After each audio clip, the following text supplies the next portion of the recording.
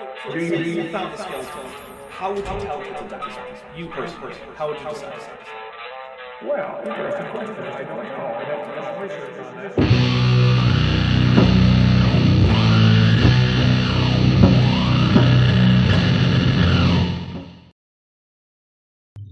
All right, welcome to Kent with Bent 49.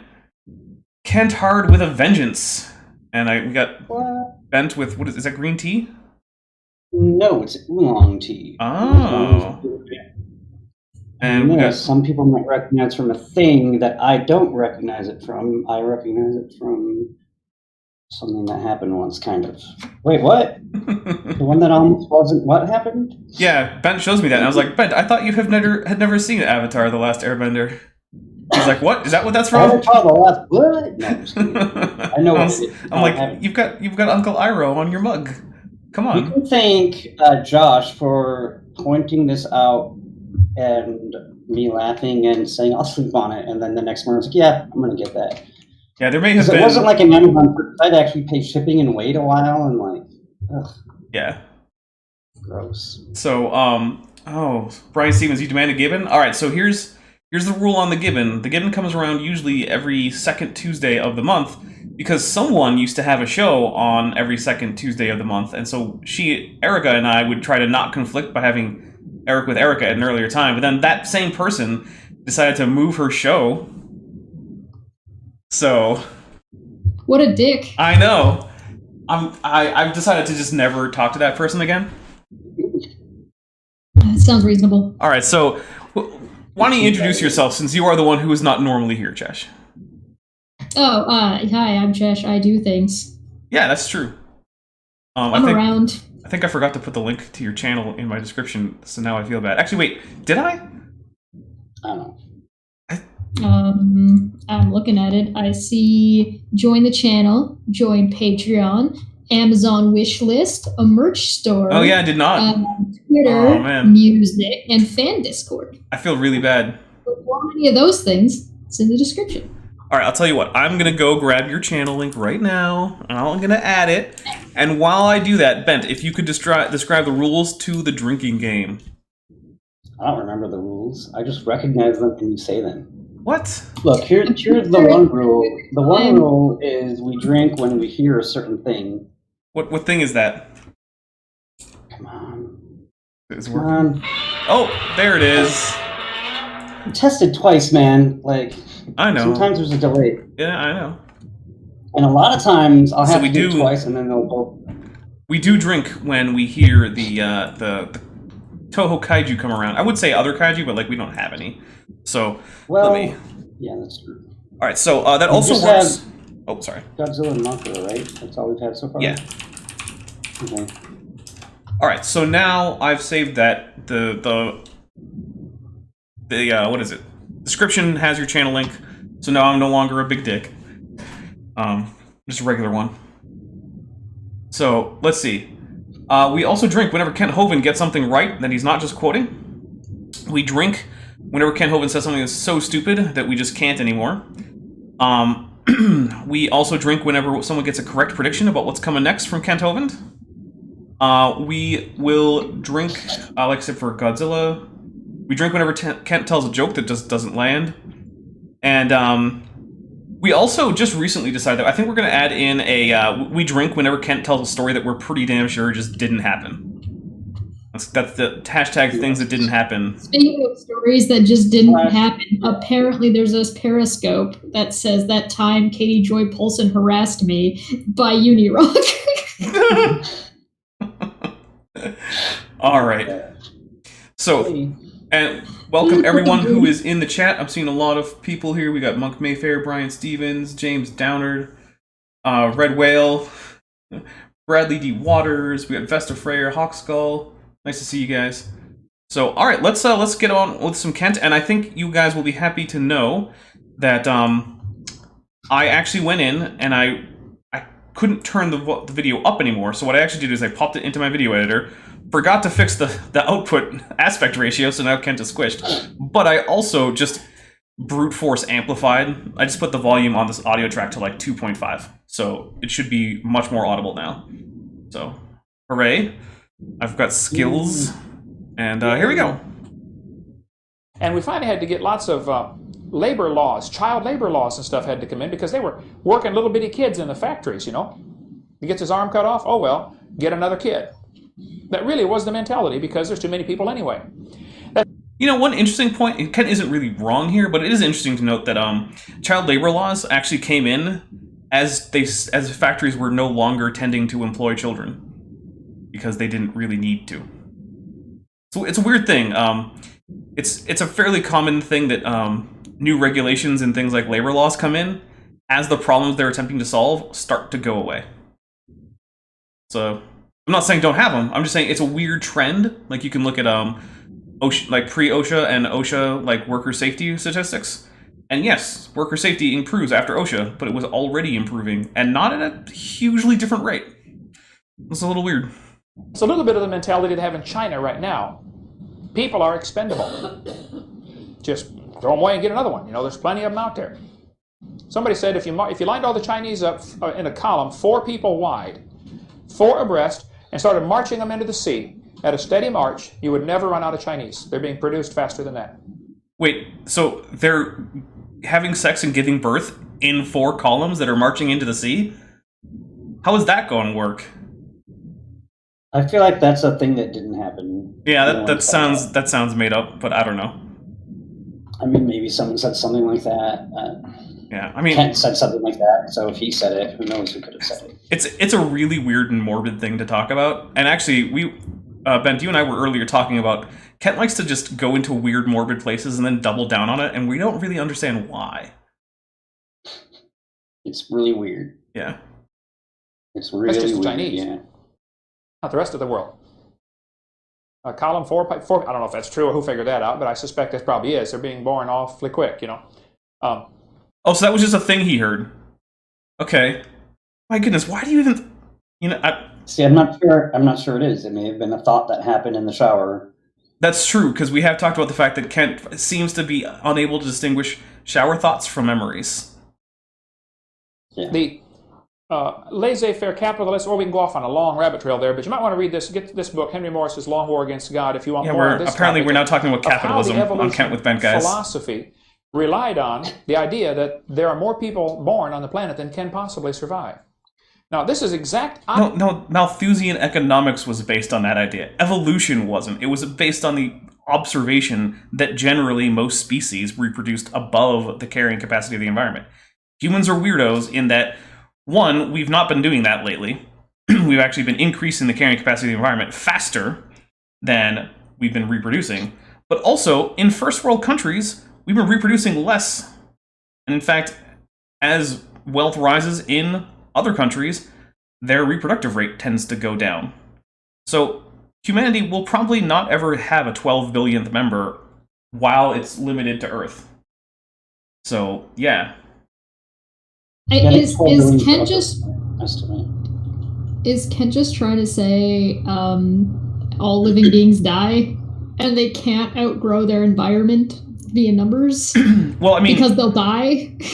Well, the thing is, he seems to be saying that that doesn't work for humans, therefore evolution fake. I think that's what he's. I think that's the point he's I'm making. not sure death was therefore. I didn't really notice one. He just kind of rambles for a bit and then starts talking about something else. Well, so he did earlier. If you watched last week's one, he was talking about Thomas Malthus, and Malthus was sort of the guy who was one of the first people to really talk about scarcity in the economic sense. Not in the sense like, oh, hey, you know, I can't find this item, therefore it's scarce, but scarcity in the sense of like, there isn't enough of X for everyone to have as much as they would like. Therefore, it is scarce, even if it is relatively abundant. Like salt is scarce because everyone could do with more salt in their kitchen if they, you know, if you had infinite amounts of salt, you could just have a bunch more. But it's not scarce in the sense that like I can't find it. Because it has a price, it is scarce in the economic sense. And Malthus was starting to get into that, and he started with talking about things like carrying capacity and starvation. And then that work was then generalized into biology, which then did, in fact, help influence the theory of evolution. But Kent seems to be drawing... Well, yeah, I mean, if there's only so much space or so much resources, as those resources become less and less, or as the population gets more and more, there's only ever going to be so much to be able to sustain said population. So it's a balancing act. Like, what happens when you start taking away an animal's environment? Yeah. They stop having a place to live. But apparently, because of these facts, therefore evolution, therefore laissez-faire capitalism and social Darwinism is apparently, I think, what he's trying to get to. And because social Darwinism is bad, therefore evolution is bad. But that sounds like a couple of sharks have been jumped, I'll put it that way. Well, you know what? Kent Hovind could rival the fawns when it comes to jumping sharks. Ooh. Yeah. Opposite of what God told Adam to do. God said, Adam, I want you to be fruitful and multiply and replenish the earth. Have lots of kids. Forever. Yeah. Like forever. The thing is, like, okay, Kent likes to make the point that at the time that the King James Bible was written, the word replenish just meant fill, right? It didn't have the sense that we now have, where it's like, you're going to refill it. But the thing when is... was the last time Kent had a kid? About 40 years ago. And 40 years ago? Oh, roughly. 40? Yeah, 40. So why did he stop having children?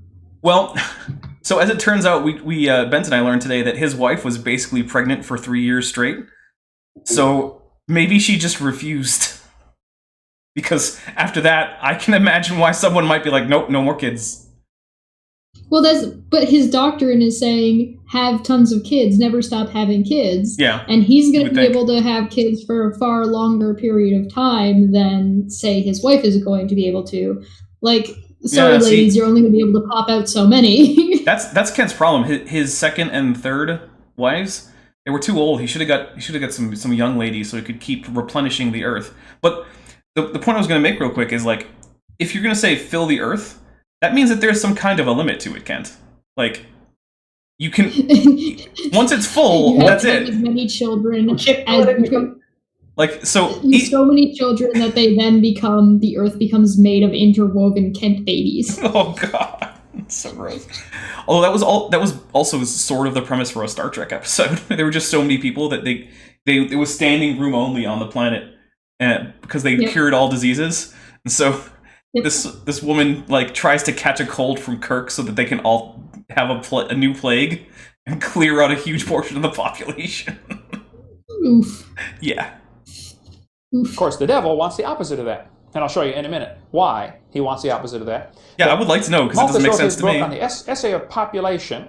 Women who don't want children. Quiz question. Heidi, who was one of the people that influenced Darwin's thinking? We'll have several before this course is over. Thomas Malthus would be the answer. He influenced Darwin's thinking. Darwin thought, because of Malthus's book, there are too many people, and therefore you come into this guy Spencer, who coined the phrase survival of the fittest. Which we're going to have to drink at least twice, because Kent Hovind got something wrong, and then he got something... Well, actually got something right, and then he got something wrong. So we're first going to drink for right. So it is the case that Darwin's thinking and writing was influenced by Thomas Malthus. It is not the case that Darwin was heavily influenced when it comes to human population, and that one of Darwin's big concerns was human overpopulation.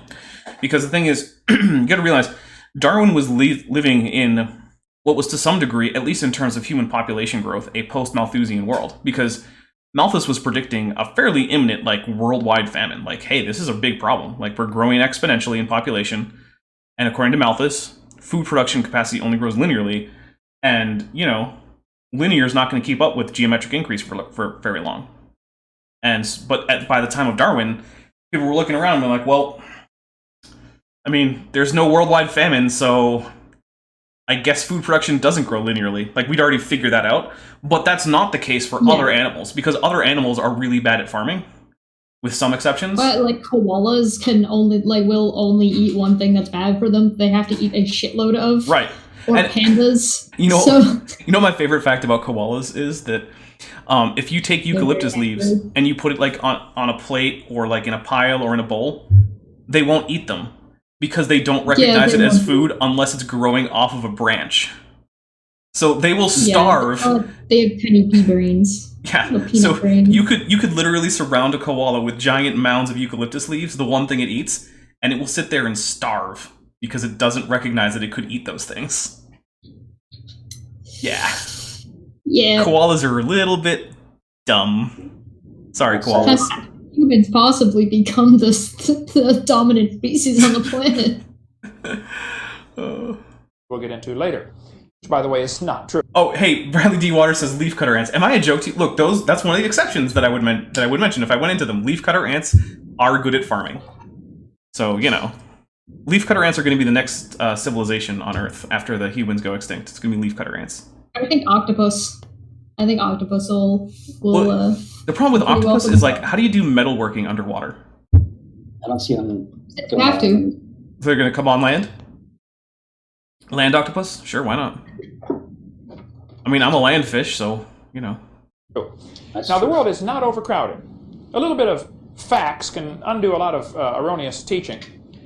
Jacksonville, Florida, is the largest city, Oh, we just went on. land-wise, in We America. just talked about this on Eric with Erica. What they did in Jacksonville has about Can 800,000 we break people. for Kent saying a couple of facts can undo a lot of erroneous teaching? Yeah, sure. It's ironic.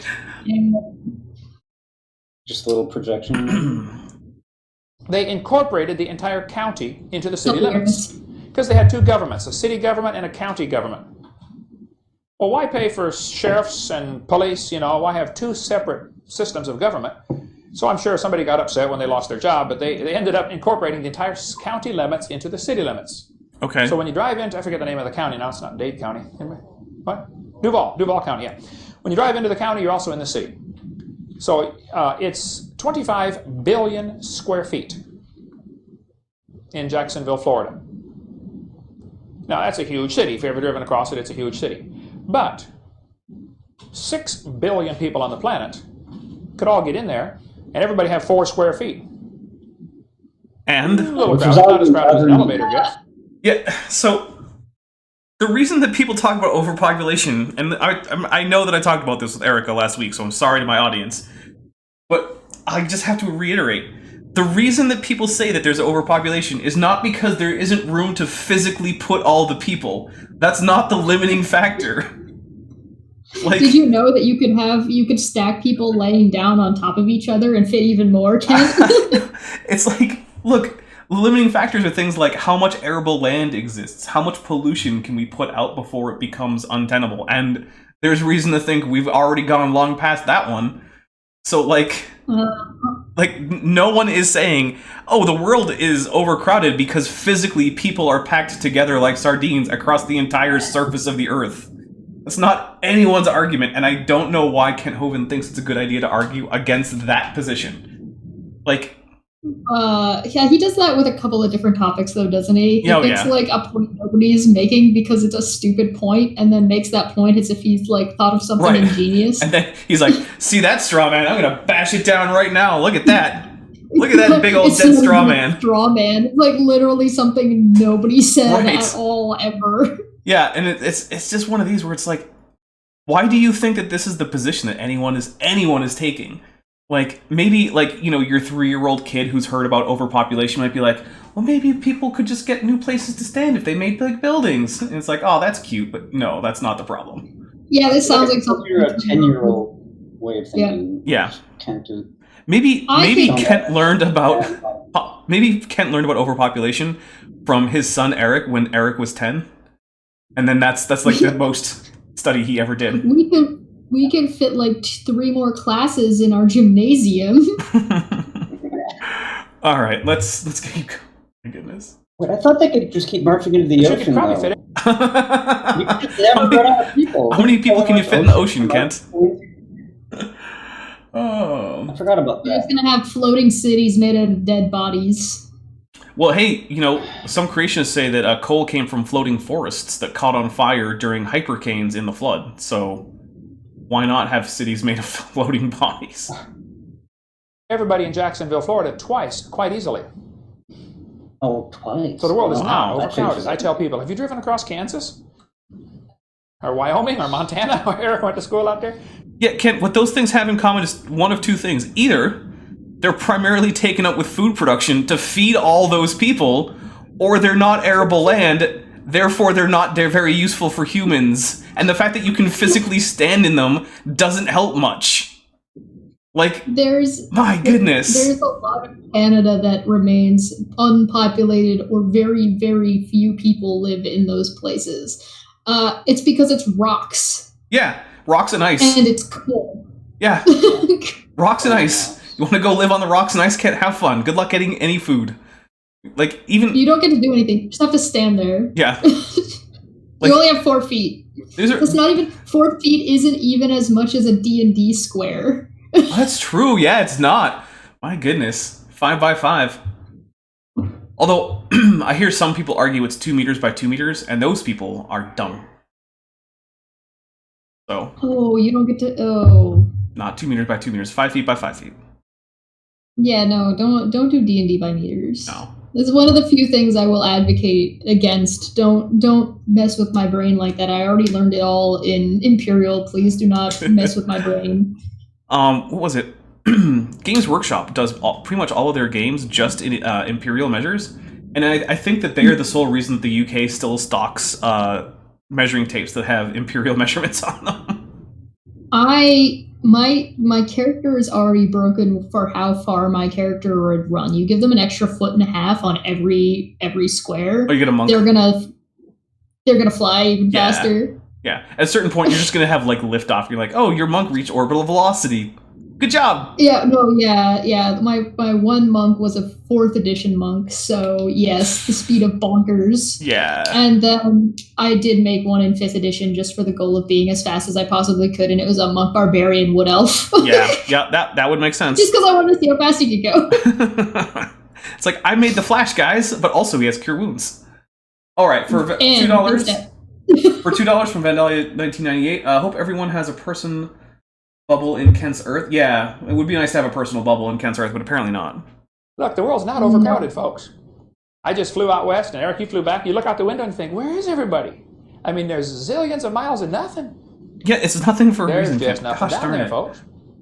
The world is definitely not overcrowded. I tell them, if it's overcrowded where you are, move. There's loads of room out there, okay? Yeah, you can just move. Yeah. My goodness, because there's not a reason that people might live where they live. Remember, we're up in South Dakota at the Seth, and what's their last name? Union Center. Jess, you knew what you were in for. We stayed at their house several times. Anyway, You've been here before. Rodden. Okay. He was talking about buying the property across the street. And singing Kumbaya in the desert. Oh, man. Also, I love that this is just another Kent Hovind anecdote about some guy he knows. And I think this one is probably true because it doesn't sound like ridiculous, but like, so what? Remember that? He said, I'm thinking about buying that property across the street. I said, oh yeah? How much is it? He said, look, hold on. I'm taking a drink, and I'm going to tell you why right after I take a drink. Okay, here's the thing. Kent, you're showing us pictures of farmland. That land is already occupied by humans for a very important purpose. It's making food to feed all those people that you... Yeah, it's making food for all those people that you would like to stand in Jacksonville, Florida. Like, this isn't empty land that's not being used by humans. Look at it. It's in rows with plants growing in it. Humans need vast amounts of land to feed both themselves and the farm animals that they then eat. This is... He's putting... Look, I've said it before about creationists. They have a weird tendency to put up on screen things that debunk their points. And it's just like, please don't do that. Like, at least, like, don't do my... Like, that's my job. Don't do my job for me. Oh, yeah, the thought. Oh, goodness. I'm so happy you were there for that. Oh, man. Okay. This is the thing. They've taken one potential problem with overpopulation, and that is physical space of an individual person. Yeah. And they've removed every other part what a human needs besides the physical space that they take up, not the physical space that they need, but the square footage that a human individual takes up when they're standing still. It's like, we could physically stack everyone in coffins. Like, we could physically stack everyone in coffin boxes, but you can't sustain them that way. As if that's relevant, right? In any way, shape, or form like, to what anyone is talking about ever. No. So okay, here we go. He said it's 1,000 acres. He wanted to add this lot to his farm. He said, but the guy wants $50 an acre. That's kind of high. $50 an acre. Yeah, it's kind of high when you have a widely dispersed farm that each acre is not actually bringing you in that much per year. There's a reason farms are gigantic, Kent. There's, like... Is he confusing the pricing of farmland with the pricing of housing? Yes. Yes, he is. You want to take a drink for it? Okay. I just did. Okay, yeah. It's like, I know that would be a pretty low price in New York City or Tokyo or something, but this is farmland, where the best use of the land is to grow a few plants. And each plant doesn't get you very much money as a farmer. Because, I mean, think about it, like, let's say I recently bought some carrots for like $2, right? But that's after the markup from the supermarket, who bought it from a food distributor. So they had a markup, but they got it from a farming company, usually a conglomerate, who has their own markup, because then they bought it from various corporate-owned farms in various places, who also then have to sell it. So there's like 3 markups on the way to just the grocery store. So if you're a farmer, those carrots are not getting you nearly $2. And we have $5 from Sphincter of Doom, who says maybe he's thinking of humans stacked in vertical farms like in the Matrix. I mean... So, yeah. This is the part of the programming, if I was in a room with Kent, where I would ask him, well, which way are you measuring them? Are the people laying down or are the people standing up? And which way lets fit more people? And for some reason, I get the feeling he would say laying down because he's not thinking in 3 dimensions. He's only thinking of surface area. Yeah, that might be. Yeah. Did you know you could also think down? You could have them going down and going up. Well, that's how we get to, like, population densities in some cities where it's like, you know, those people would actually have trouble standing within the city limits. So how do they do it? It's like, well, they stand one on top of each other in the form of high-rise buildings. You could dehydrate all those people, too. They take up even less space. There you go. Give them all liposuction, just suck out every ounce of extra body fat. Just to save that little bit of space. It's hard for us to comprehend that, you know. Not really. I was in Hawaii, and it's hard for us to comprehend. What he's talking about. How is it hard for people to comprehend that land costs different amounts in different places because of the valuable uses it can be put to? Like, I don't get how that's hard to understand. But whatever, sure can. How expensive do you think it is to live on a rock in the middle of butt fucking nowhere? Right, like $100 a square foot. Oh, Chess dropped our one F-bomb for the stream. I did. I thought it was an appropriate place to use it. Yeah, that's fair. To buy property. It's just all a matter of where you are, you know. I was in near downtown Los Angeles talking to the pastor there, and they were talking about buying property to expand their church, and he said it costs them about $1 million an acre to buy property. Just a matter of where you are, okay? They need to buy some of that South Dakota property and move it to Los Angeles. Almost.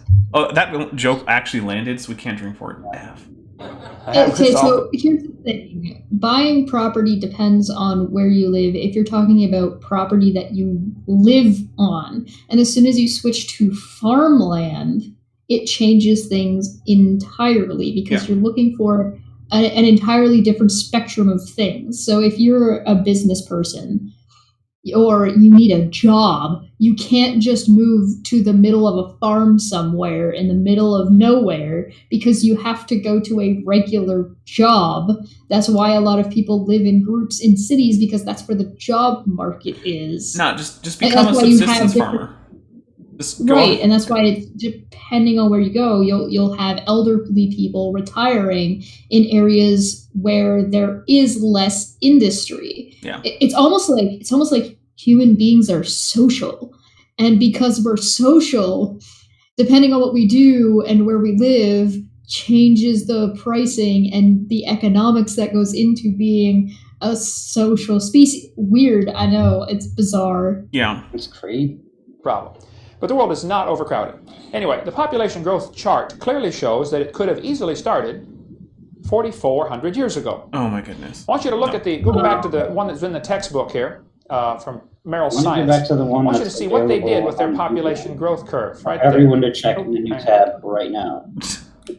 Like we tried last time. Are they going to cut to it? 1100, which would be the time the Vikings are running around. Okay, someone is behind the camera. Chop it off. Are you going to show And it this? tapers down.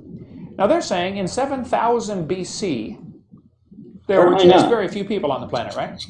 What? And then it kind of drifts back off Here it is. 500,000 years. Okay, so this is. I feel like I'm just doing last week over again because we had this exact same slide last week with Erica, and I'm getting major deja vu. So either this is exactly what happened last week, or maybe there's a glitch in the Matrix. I'm not sure which one. But see, the thing is, one of the things you'll notice. I found it. Oh, you did? You found this I found slide? it. Nice. I found that exact slide. Oh man, link it. It Link it. doesn't have that big arrow and the 1 billion in 1810 though. Ow. Oh well. But one of the things that I want you to notice is that like over where we actually start getting hiccups in population growth, you'll notice that they're actually around places when there were technological innovations in things like farming equipment. Like, you know how like over right around 1400 there's a big uptick in the rate of population growth? Yeah, I talked about this last week, but that's around the time that people invented a yoke that didn't kill horses. Because for thousands of years, the only animals that really could plow your field were oxen, because they could be put under relatively simple yokes. But the same kind of yoke that would work for oxen would actually kill horses, because it cut off the carotid artery, and so they would... Oh, drink for Godzilla! Thank you. And so, Stranger. if they're pulling that yoke and it's cutting off the blood to their brain, well, your horse isn't going to last long under that kind of condition, right? So, but in... Well, that and like medical advances, and anytime there's like a major drop, like say some kind of pandemic, Yeah. or some kind of disease, or there's some kind of huge advancement like farming, Yeah. and industry, which changed everything. Right. So basically, Kent Hovind's complaint here is that, hey, this doesn't show a smooth, like, exponential growth starting from a reasonable starting population, which there's no reason to expect that it would, because that's not how real-world populations work. Well, it's also not realistic because there are people on different continents, so why would not everybody was together Yeah. all of the time? So it wouldn't make any sense Yeah, for his that whole... to Basically, follow anyway. he's saying because this doesn't look like a graph of the value of x squared equals y, or y equals x squared, yeah, because this does not look like that, therefore evolution bad. That's the argument he's going to make, I promise you, because I just heard Eric make he it. uses the Bible, which means even by Bible standards, it shouldn't look like that because there should be a huge dip in population to almost nothing at one point, Well, to be fair, and then a huge spike between that point and Egypt. yeah, well, we ran some numbers on that. I'm going to rely on Sphincter of Doom in the chat to help me out with that again, because he helped me out on Eric with Erica. So if we get into that on this, Sphincter of Doom, I'm counting on you. Oh, and Brian Stevens asks a good question. Yeah, Right. because you have to have enough to create like the history. You have to have enough people to have the The pyramids. history of Egypt. So okay, you would have to have the flood, and you're down to what, like 6 to 8 people. Technically it's 8, then but only 6 of them are get- reproducing. You have to reproduce enough people to get to the point of the Tower of Babel, where everybody then gets split up, and then you also have to have enough people just in Egypt and in Israel to have a ton of Hebrew slaves. Mhm. And in Mesopotamia, for those civilizations that are talked about. And we know that Indus Valley was going, and the Yangtze River Valley was going. Yeah, I'm trying to stick with just straight up Bible stories. Just the Bible, those places don't count. They're not in the Right, Bible, they don't exactly. count. They don't count. So you would have to have like a huge ping spike, and then it would spike down again because everybody gets separated, and then spike up again. Yeah. Also, we've got some questions from both Brian Stevens and I'm a Red Whale too, the not so electric boogaloo, who both ask, But was she there? Were you there? Yeah. Yeah, of course I would. Okay, so question answered. Well, this is all imagination. Yeah. They think that a very small population of a few thousand or a few score thousand people were on the planet for 400,000 or 500,000 years. Yeah, because hunter-gatherers aren't very good at getting food surpluses. It basically takes them about 2,000 calories to gather about 2,000 calories of food. There's very little surplus. When did we invent jerky? That's actually a good question. Right. So I thought it was. yeah, and actually, I don't think that there's an answer for that, because smoking meat is a pretty basic thing, and we've probably been doing that for thousands of years. But the problem there is, like, that gives you a short-term calorie surplus.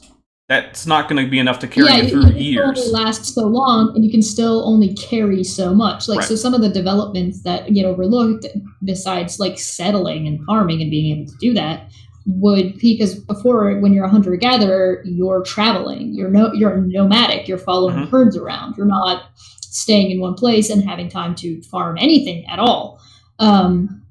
You would be able to, you wouldn't be able to like jar anything. You wouldn't have jam. You wouldn't have like caches of any kind. So you wouldn't be able to like pick a surplus of fruit and smash it and sugar it and store it in any way that you'd be able to carry fruit it. you have But to eat right the away. invention of like bags, like just being able to like carry things on your back instead of just in your hands is a huge development. Yeah. And the thing is that we're talking about people who, for most of the time that Kent Hovind is talking about, their most advanced technology was, I made a rock sharper. Like, that's it. Aw, hi, Puck. Hi, Puck. Look at Kent Hovind. Wouldn't you have an inbreeding problem in a hurry? No, because if your effective population size is a few thousand, that's plenty. Like, what about if it was just Adam and Eve and no one else? then you would have an inbreeding What problem. about if it was just 8 people? Yeah, that exactly. Six of them were family. Here's Kent Hovind, like, members. wouldn't you have an inbreeding population with a few score thousand people? It's like, well, not terribly, no, but you might if you went down to 8. That might be a problem. If I remember correctly, I looked this up once a really long time ago, and I think it was 60 that you needed, 60,000 of a species on average to be able to have enough different genetic material to be able to maintain a broad enough genetic pool. I mean, I can't speak to that, but it doesn't seem crazy unreasonable, and it looks like we had that for a long population. Yeah. And it seems like we have amounts like that. Leeway. It was a long time ago that I looked it up, and it was an approximation. Right, but like that's not even if that's just like the gospel truth. That's not incompatible with that population chart that Kent Hovind showed us. Like that's fine. Right. Yeah. You know, you have to marry your first cousin for 10 generations in a row to people start being pretty dumb after. Why? There are literally thousands of other people around that you could marry. For a while. Talk about redneck jokes, and they'd have a bunch of them, wouldn't they? Why, Kent? That does not follow. This is just pure fantasy. The fact is very simple. The population growth curve tells us man has not been here for billions of years. Well, that one sure didn't. 4,400 is plenty. That one sure didn't say that, and that one was actually based on things like data and science and archaeology. To account for all the people on the planet. Now, there are several different ways this can be arrived at. Oh. Some people use a factor and say there's 2.4 children per family, which I think is the world average or something like that. You can get this number, and it varies greatly from source to source, but you start with 8 people. So you have to cherry pick a source that works. Got it. Oh, wait, was there a joke? Pick a generation time. Oh, yeah, he did. He talked about redneck jokes, and then no one, that's a joke that didn't land. That's a good point, Smitty. I thought I heard people laugh. I heard I one heard guy. a joke where I heard like 2 or 3 people laugh, but I wasn't sure if it was that How many joke. people are in the room? Do you already have to get a new beer? Yeah. Well, grab a new beer. We can't not have you drinking. Nice. Okay, when I was talking to G-Man, I actually had a beer ready on the side. I did not do that this time. That was actually a pretty fun conversation. I enjoyed that. And actually, I was talking to the science friends, which includes a whole bunch of people, including Gutsick Gibbon and Creation Myths, Dr. Dan, and T.D. Lane, and a few others. And we're like, is G-Man becoming like the new like top tier creationist YouTuber? Like, is that actually what's happening? And we were all like, Yeah, he might be. He's he sort of when he talked to me in private, he was talking about he's kind of seems to be coming to a back and forth between still wanting to do oh yeah, we're just gonna bash each other, but also wants to be understood. So it's like it's hard to balance both those things. I would prefer that he be understood because I like calm G-Man. Like, I think it's both. Yeah. I think it's both. I think there's a time and place for both things. Yeah, dumpster fires are okay sometimes. But it's hard. I find it's a little bit cringy and difficult to watch a slugfest when nobody understands who's saying what. Yeah. There's no investment. All right. And so if G-Man is able to have sit down conversations and explain himself in a way that he's at least understood, then there's investment there. You can get invested in Then after that we can have a dumpster fire. Then yes. Okay, fair enough. Got it. Of 40 years. It's probably actually less than that, but be real generous. Give him a 40-year generation time or something. So basically Ken is just cherry-picking numbers that work for his math. Okay, got it. Which means by the time you're 40, you've had your 2.4 kids. Okay. Nearly everybody has them way before that. Just about any way you multiply it, you're going to get a population of 5 or 6 billion in just a few thousand years. If it weren't for war... Okay, so there is a population growth formula that's used in basic undergrad level biology courses, right? Where your population increases by the number of generational periods between 2 times raised to the power of the growth rate, right? So that is a thing that you learn in undergrad type things where you go into population dynamics and whatnot. But the problem is that once you reach carrying capacity, that equation is no longer going to hold. And the other thing is you actually have to know what those numbers are. Kent here already just cherry picked them. And if you go back and look at last week's Eric with Erica, Josh actually bothered to go do the math for Kent Hovind, and he said, okay, if I find the calculation that gets me from 6 or 8 people 4,400 years ago to 6 billion people in 1990 or whatever, right? When there were 6 billion people. Do you want to know how many people there were around when the pyramids were being built? Not enough. 8 and a quarter. 8 and a quarter? Because to just get to a 9th person actually ends up taking a few generations. It's almost like reverse math exists. Yeah. So we went a little bit generous, and we were so basically, by the time we get to the point where there's the Indus Valley civilization, and Mesopotamia is around, and Egypt is around, we might be at 12 people max. If Kent Hovind's Eric Hovind's in this case, but now Kent's doing the same thing. If this idea were true, that you could just take this number and multiply it out over this period of time since the alleged time of the flood, you end up in this double digits for total numbers of people for most of the biblical history. And I don't think that's viable. Has Eric ever said or done anything that his father hasn't done yet? Yeah, he's gone into presuppositional apologetics, which Kent has always stayed away from. He's probably said, yes, I will pay my taxes. Yeah, he's done that too. He's paid his taxes. Fair. Although they have also both had some trouble with selling snake oil. So, not literal snake oil, Kent, if you in fact watch this. Because I remember that Kent Hovind's response to being called a snake oil salesman by Iron Rob was to I've never sold an ounce of snake oil in my life. His rebuttal was, do we sell snake oil in our gift shop? And the answer was no. So he's like, I guess I'm not a snake oil salesman then. If we ever get Kent and Aaron on Non Sequitur again, I have no idea what I will do with myself. I'll tell you what, I volunteer as tribute if you don't want to do that one. We would be, it's not about not wanting, I just don't know how I would handle it. I would just be like, how did we get here?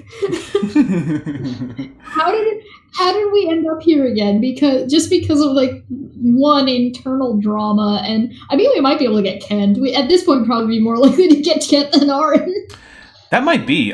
Kent's actually, so I told Kent's secretary that his new debate criteria are going to mean that debates are going to dry up for him. That's just going to be what happens. Yeah. And that's what's happening. No one's debating Kent Hovind anymore for the most part. He's just not getting debates anymore. And he's also burned his bridges with most of the platforms that would host a debate.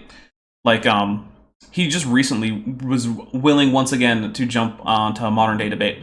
And by the way, Otangelo Grasso is in the chat, and I need to say I'm sorry. I do know I have an email pending from you. I will be responding to our email conversation hopefully after this, and if not, then definitely by tomorrow morning. So I want to apologize for that. I know I have been bad with email the past few days, so I want to give my sincerest apologies there.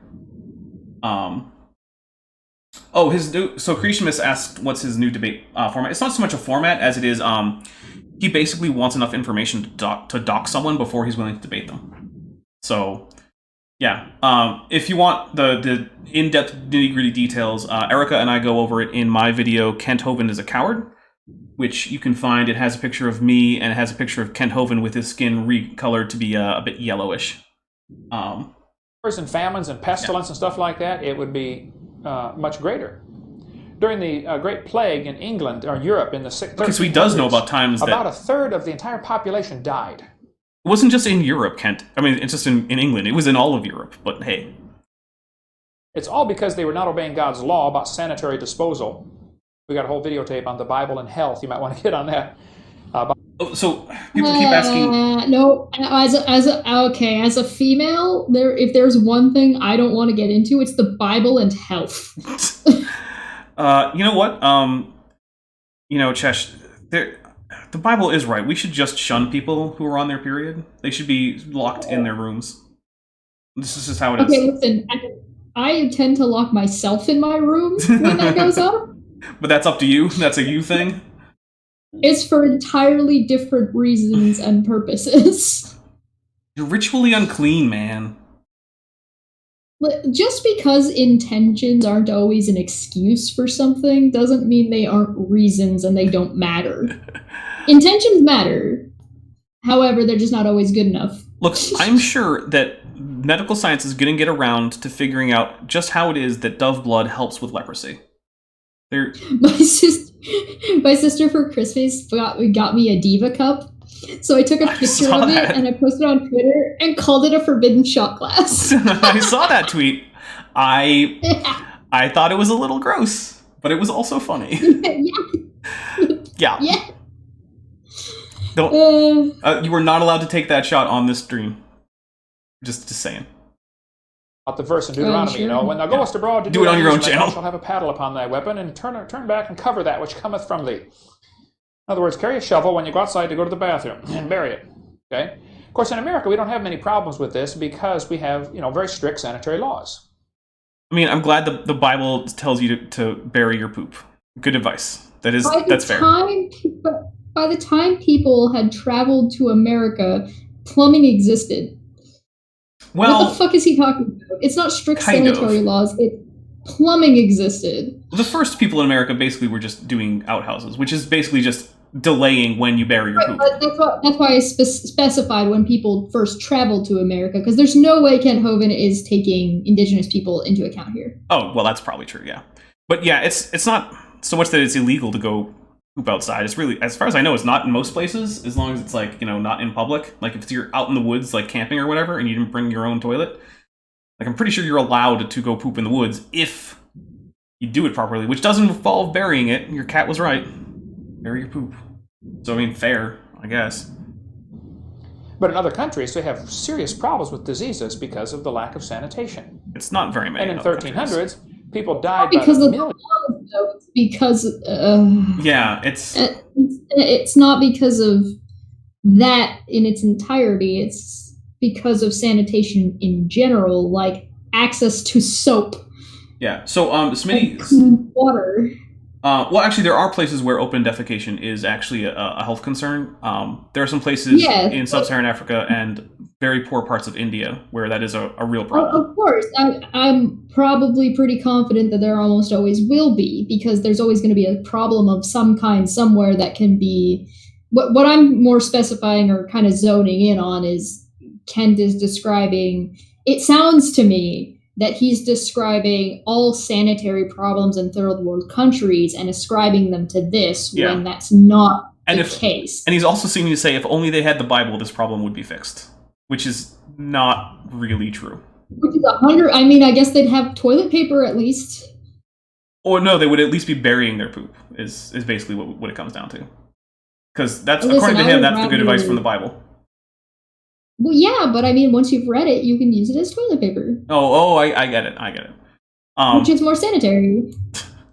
But actually, there's an interesting thing in those parts of India so the Indian government has been trying to improve sanitation in a lot of those areas for a while now, and one of the things they've done is try to install public toilets. The people there have been reluctant to use them, but they've been very keen on worshipping the toilets and putting flowers around them and burning incense near them. So, yeah, that's an actual thing. And Command Cyborg for 20 sex. Thank you very much for all the sex, Command Cyborg. Says, nice seeing Czech. I think he means Czech. And also, Godzilla, have some sex. Thank you very much. And we drink for the Godzilla in the super chat. And this, I'm not going to drink just for the sex, but I do appreciate it. I'll get some more in a minute. Yeah, we'll be taking an intermission in a couple minutes, and then we'll all get fresh drinks and whatnot. Okay, so we'll get a little bit more. It's because of the lousy sand. Oh, wait, and Smitty had pointed out that, yes, the Indus River Valley civilization, sometimes called the Harappans, they did in fact have a form of indoor plumbing. I mean, it wasn't like pumped with active pressure, it was all gravity-based. But yes, and also the Minoans did too. The Minoans actually had indoor parts of their aqueduct system that were used for toilets. So they had toilets on the bottom floor. Yeah, there have been connected to a sewer. sewers for a very long period of time. Like, and not all of it has been indoor, like what we would call indoor plumbing now. And just because it's not necessarily as sophisticated as some of the stuff that we have, doesn't mean it wasn't some kind of what would be considered some kind of sewer system. And somebody also says, are they worshiping the toilets themselves for sure, and then it's not just shrines? So I can't say for certain, but I will say that I have seen footage of this activity, and there was not an additional item added to the toilet. Like, there wasn't a statue placed there or anything. So maybe they're using it as a shrine to something else. There are also, I think, very many people in the Americas that have spent a considerable amount of time worshiping the porcelain gods. Well, that's fair. But usually not by decorating with flowers. No, I decorate with some. No. Yeah. Sewers running through the street. A lot of people used to put potpourri in their bathroom. That used to be really popular. You don't flush the toilet. You It dump does the smell bucket better than what else into the often sewer, goes in and there. it, hopefully it flows downhill to somebody downstream. Yeah. Like the cowboy humor they saw. Don't drink downstream from the herd, you know. Did that count that as a was- joke? Don't That was swallow a with joke. your Yeah, spurs I'm on gonna and drink all more. that kind of stuff. But it was just simply a disobedience to God's word that caused that. But even though nearly a third of the population died in just a few years span, the population caught right back up. Just in a short time, it jumped right back up where it was before and surpassed it. Well, it didn't just immediately jump back up, but one of the reasons for that is the infrastructure was largely intact after a plague. Plagues don't destroy farming implements. This makes me think that he's just saying that God just put more people on the planet. It does kind of sound like that, because, yeah, I mean, I don't know. Well, I mean, he kind of already did that, didn't he? That's kind of implied in Genesis. Well, yeah, at least the initial two, and God just... Although... Well, there was the two, then they had two male children, and then one of them got kicked out or fucked off or whatever, and I broke our second F-bomb. You now owe me a $10 super chat, Chesh. And That's the rule. he went out and he joined some other tribe and got married and then came back, which means other tribes and other people existed. So, like... Yeah, well, so I believe the Bible also does say that Adam and Eve had other sons and daughters later on in the Bible, to be fair. Yeah, but that wouldn't be before Cain and Abel. Yeah, it would have been after. So that's still... Who did Cain marry? Presumably one of his sisters, who was born later. Although, that's going to be an awkward proposal. Hey, you know, That doesn't I killed make your any older sense. brother. No, it doesn't. One reason, the infrastructure is already in place. Oh, hey, that's If exactly you've what I already got said. houses built, nobody living in them, you can now Hey, you know afford to what? have more Kent kids Hovind and is bigger right. I'm gonna take a families drink and for easier that. living conditions. And fields have already been plowed and cleared. Yeah, so it's Smitty much says easier distract him to from the $10 take over super new chat. I've territory noticed for- that she hasn't take given over me that territory for $10 farming. super chat. So it didn't affect the population much, surprisingly. I'm technically Probably within 100 years. It was, You are incredibly wrong. I'm technically supposed to kick you off right now. Aww. Yeah. Oh, fields have already been plowed and cleared, so it's much easier to take over new territory take over territory for farming. So it didn't affect the population much, surprisingly. Probably within 100 years, it was the blip in the scale was totally forgotten. no, it wasn't. Look, if you look at actual charts that try to track population reasonably accurately, the Black Death is actually a pretty significant thing that took a while to figure out, or not to figure out, but to recover from. Like, it wasn't an immediate jump back. It didn't take as long as it took to get to that population in the first place. But yeah, it took a while. At the time of Jesus Christ, most experts agree there were about 250 million people on the planet.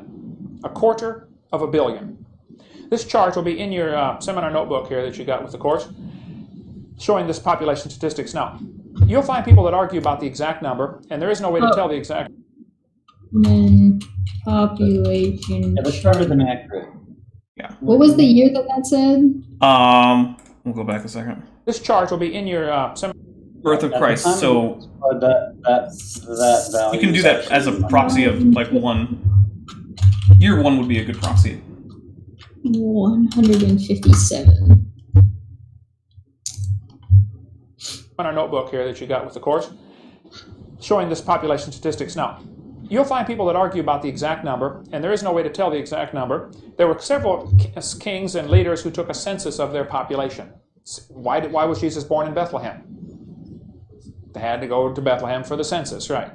Fun fact, we have no actual records of a census which required people to go to some random city because one of their ancestors may have been from there. And in fact, that doesn't actually make a whole lot of sense, because the point of a census is not just to know how many people exist total, but also where they exist. Because you need to be able to have an estimate. Yeah, so that event probably didn't happen, at least the way it was described in, say, like the Gospel of Luke or Matthew. Almost said Mark, but then I realized, nope, that's wrong. So yeah, sorry, Kent, that's probably not a thing that happened, at least not in that way. I don't understand how he can appeal to something like that and that many people, but completely ignore all of the history of those people. Yeah. And Dessel Drace is in the chat, and I do plan to address mythicism at some point, but it is not currently super high on the priority list, and so that's where it's going to be for a little bit. Sorry. To get Majors and Tim O'Neill involved. Maybe. That would be So it was a talk. common thing to count your people even back then. And people have done research on this and say probably about 250 million, which is 250 million people at the time of Jesus Christ. Now, if man had really been here for 3 million years, the population would have grown to where we would have about 150,000 people a square inch. That doesn't seem like an impossibility to you, Kent? Like that population growth would have stopped? You don't think that anything stops humans from reproducing? Well, not reproducing, but from their population from growing? So right now, he's wrong. Yeah. So I think, do you think that Kent, like, I know Kent thinks that Jesus is going to come back in like 2028 or some craziness like that, right? But if you were to say to Kent, let's just say that Jesus isn't going to come back for another 10,000 years. Do you think the population of Earth is going to be like 20 trillion? Like, what do you actually think it would be? More plagues and But he already said that a plague didn't really matter. It was just a blip because everyone picked right back up afterwards and just kept on going. What was his right back up time frame though? Oh, it was vague, so that way you can't check it. It was vague, but how quickly did he imply it would be? Like, I'm not sure. Well, it was was less than 10,000 years from now. Let's just say this: it was quick enough that it didn't show up on his chart. His chart did not include a dip for the Black Death. It's an inaccurate chart. Yes. Yeah. So if I could point out something that's actually currently going on, people around my age, particularly women, are having less and less children. Millennials, in general, are also having less and less children because it's not financially stable enough. They don't have the resources to maintain that lifestyle. Yeah. So if you don't have the resources, it means that the population is going to either maintain or go down because people are not going to have kids when it's going to kill them to have kids, when they can't sustain their own life, let alone sustain another one as well. And even if you did, you wouldn't survive anyway. So it plateaus or degrades the population. That's happening currently. Now, does that mean that the Earth is overpopulated? Depending on how you were to make that argument, sure. But that would be something that would put a maybe damper on what Kent is talking about here, because you can see the same kind of things with, like, not just diseases as in plagues, but just diseases in general, and tooth decay and just living conditions in the Middle Ages during the Dark Ages. You silly the mammals. quality of life was low enough that, yeah, you had a lot of kids, but that's because they weren't going to live that long and you had to. Heck, my grandmother was one of 13 who survived. She was actually one of 15 because even when she was a kid, growing up in Quebec on a farm, having 15 kids was not going to get you 15 adult kids at the end of that. Right? And this was not that long ago. And it wasn't in some, horrible third world country. Been a little more financially stable. Yeah. And like, this is not, we're not talking about, like, some horrible place where, it's just poverty stricken and everyone's living in Stone Age. This was Canada. It was a farm in Canada. And still, she had 2 siblings who died, and that's why her mom, my great-grandmother, had so many kids, is because she didn't expect all of them to make it. And, yeah. So, we are going to take a pause here. Polio was a thing? What do you think polio did with the population? Seriously. All right, we're going to do the intermission, and we are going to be back with fresh drinks, I assume. Yeah, so enjoy the intermission.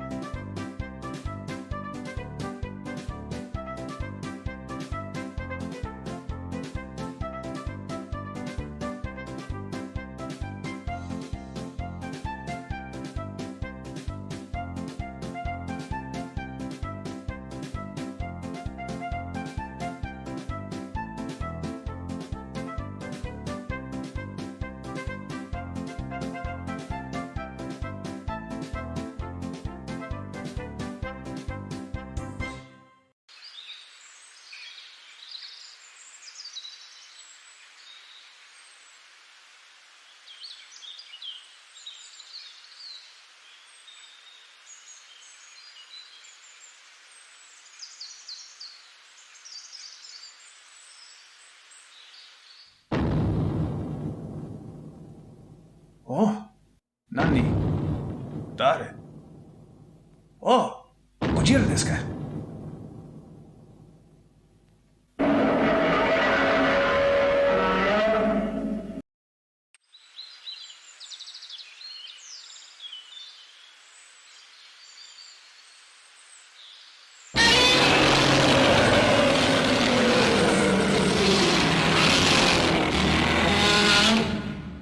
Hai, Kojira-san.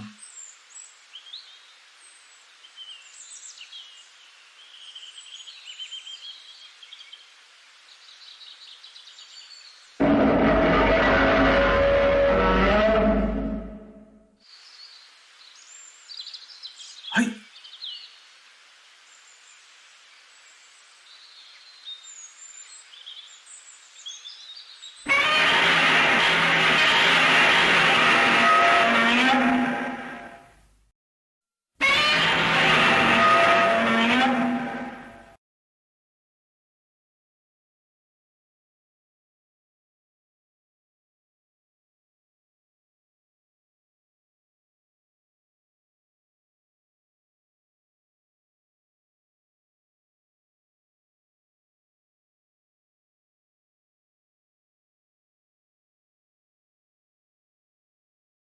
I may have been I muted have a there. question. Oh, hi, Puck.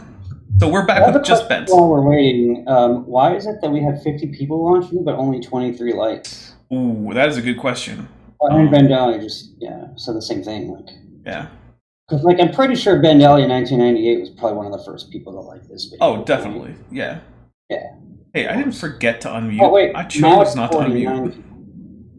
We talked about this earlier today. Don't forget to unmute after. Yeah, whatever. It's fine. Sorry. At least it was only 10 seconds. Yeah. All right, let's get some more Kenton. All right. And I have some skeptics, believe it or not, that write me letters and get mad at me and say, "Oh, it would not. It would only be 120,000 per square inch." Well, you numbskull. You're missing. Do you really have people write you and say that? You know what? I'm going to drink for hashtag things that didn't happen.